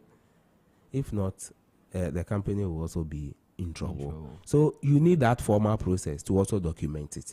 But just make it simple. Just make it lively, as I mentioned. If I'm interacting with you, if you are my worker, on daily basis, I'm checking up with you, where I know where we are. You share challenges with me. The appraiser is not the first time we are interfacing to discuss work performance. That reduces the tension. It becomes a very smooth process. But in the absence of that, if the review is the only time we are going to talk about what has happened so far, that is when the whole issue comes in. Then it becomes a whole thing, like it becomes burdensome for you, the employee, and you, even the manager yourself. Yes. So it should be a daily thing. Yes, or regular. Not. The focus is on the regular. Okay. Regular check-ins. Right. Yes. Right. Regular. Okay. All right. And then, Sebastian, are you still with us? Hello, Sebastian. All right. I think we lost Sebastian there. We tried to get him back, but. Let's talk about this one. But how can businesses turn appraisal feedback into measurable improvement? I think that's the focus, and I think that's what Sebastian calls the action plan. Really, yes. How can they do that? Yeah. So within the appraisal itself, you are discovering needs that the employee needs to work on. All right. The action plan is drawn with the employee, so that you put in place that, okay, I have noticed that your customer interactions and your customer engagements, they are not good. Going forward, these are the areas that we have discussed that you are going to work on. Put in place what we call the how do you call it, the PDP, PIP. What's that? We have the performance improvement plan. Okay. Performance improvement plan, where after the review, there are other areas of development that you've identified that the employee needs to work on. You put in place the PIP, the performance improvement plan, to detail or document these areas. On the PDP or the PIP, you are talking about what needs to be improved, how it will be improved, and when. So timelines are given. Okay. So within these timelines, you need to do check-ins to see whether there are improvements. The employer signs, the employee also signs against it. So this is used to track areas of development for the employee. So for that aspect, if that is done, then we'll turn the performance management into employee development, because areas of needs are identified, they are tracked, and the support are also given to the employee as to how he'll be able to achieve them. I see. That is great. Yeah. We have to go. We have just about 3 minutes to go. Maybe we'll touch on a few things. What kind of data should businesses use to guide their reviews and appraisals? Well, the first one, we are looking at the financials, because business will survive if the financials are good. Okay. So you track the financial data. You also have to take in customer feedback. Okay. So if there are informations on the voice of customers, what they have been sharing, you also need to check those data. Right. Sometimes you may also have to liaise with HR to look at if the employee have any disciplinary issues or other things. You may also want to have a look at those information as well. And then also, you as a business, sometimes you also do, how do we call the 360 degree. So with the 360 degree feedback, the other stakeholders that the employee also works with, it could be their colleagues, it will be other departments, that the major stakeholders, you get information also from them. So all this information will help you in your reviews with them. I see. All right, Kwesi, what final advice would you give to business leaders or HR persons who want to completely maybe overhaul their review system starting maybe next month? Okay. So maybe overhauling may be a bigger term. Let's say they want to improve. They want to improve. Right, okay. They want to improve on what they have. There is a lot of benefits that come from tracking performances. Right. People will always do what you inspect, and what gets measured also gets done. What you don't measure, you are not able to also do it. So they should make it a culture. But they should know that performance management is a beautiful thing. It's not just about money. The focus should be on developing people. But then, good performance should be rewarded. It should be recognized so that the beauty of the whole process will come to life. So it's not a stressful exercise. It's rather a rewarding one that the businesses will benefit from. I see. So finally, maybe this is the final one. So if you find out that there are employees, you talk about termination earlier. Yeah. That if you find out the employees are not meeting the targets, they are not doing what you expect them to do. Termination is not an option. You probably have to encourage. What do you have to do? So that's where the PIP comes in, the performance improvement plan. So it's a process. Okay. You have discovered someone is not doing well. The main idea is not just to terminate the person. You want to support the person to develop. Okay. So why is the person not performing well? Is it about skill gaps? Is it about knowledge gap? Or is it about attitude? You should be able to identify why the person is not performing, or sometimes even about the resources. Okay. The person don't have the enough resource to perform. Once you're able to get to the root cause of the underperformance, then you put in place the necessary interventions to support the employee. But it should be clear on the outcomes you are looking for and when you are looking for those outcomes. so that you can check in to see when the employee is performing well. If after all these interventions, the employee is still not up to the standard that you expect, that is when termination comes in. Okay, all right. Yes. Thank you very much, Thank Kwesi. you too. We're so grateful Thank you. that Thank you came and you shared a lot of insights. Really, really grateful to you. All right. Thank you very much. Okay, all right. That was Kwesi Hagan. Kwesi Hagan is an HR and training consultant, and he joined us this morning for this particular conversation. He did this also. I mean, we did this also with Sebastian. Sebastian is a business consultant and also the founder of SEB's Inspiration, and these are the two gentlemen that I had a conversation with this morning, and we talked about appraisals and reviews, why every business needs them. And it's been a great conversation, but we have to go now. This is how we wrap up today's edition of the Business Breakfast on Zed. And we're back again tomorrow for more interesting conversations that I believe will turn your business around. But one thing that I hope you took away from this conversation is that appraisals are very important, reviews are very important, and every business needs them. So as we close this chapter of the first half of the year, I hope that you are able to do them so that the next 6 months will be better than the first 6 months. Well, so that's how we wrap up. See you tomorrow. My name is Nitra B. Hammond, and that's a wrap.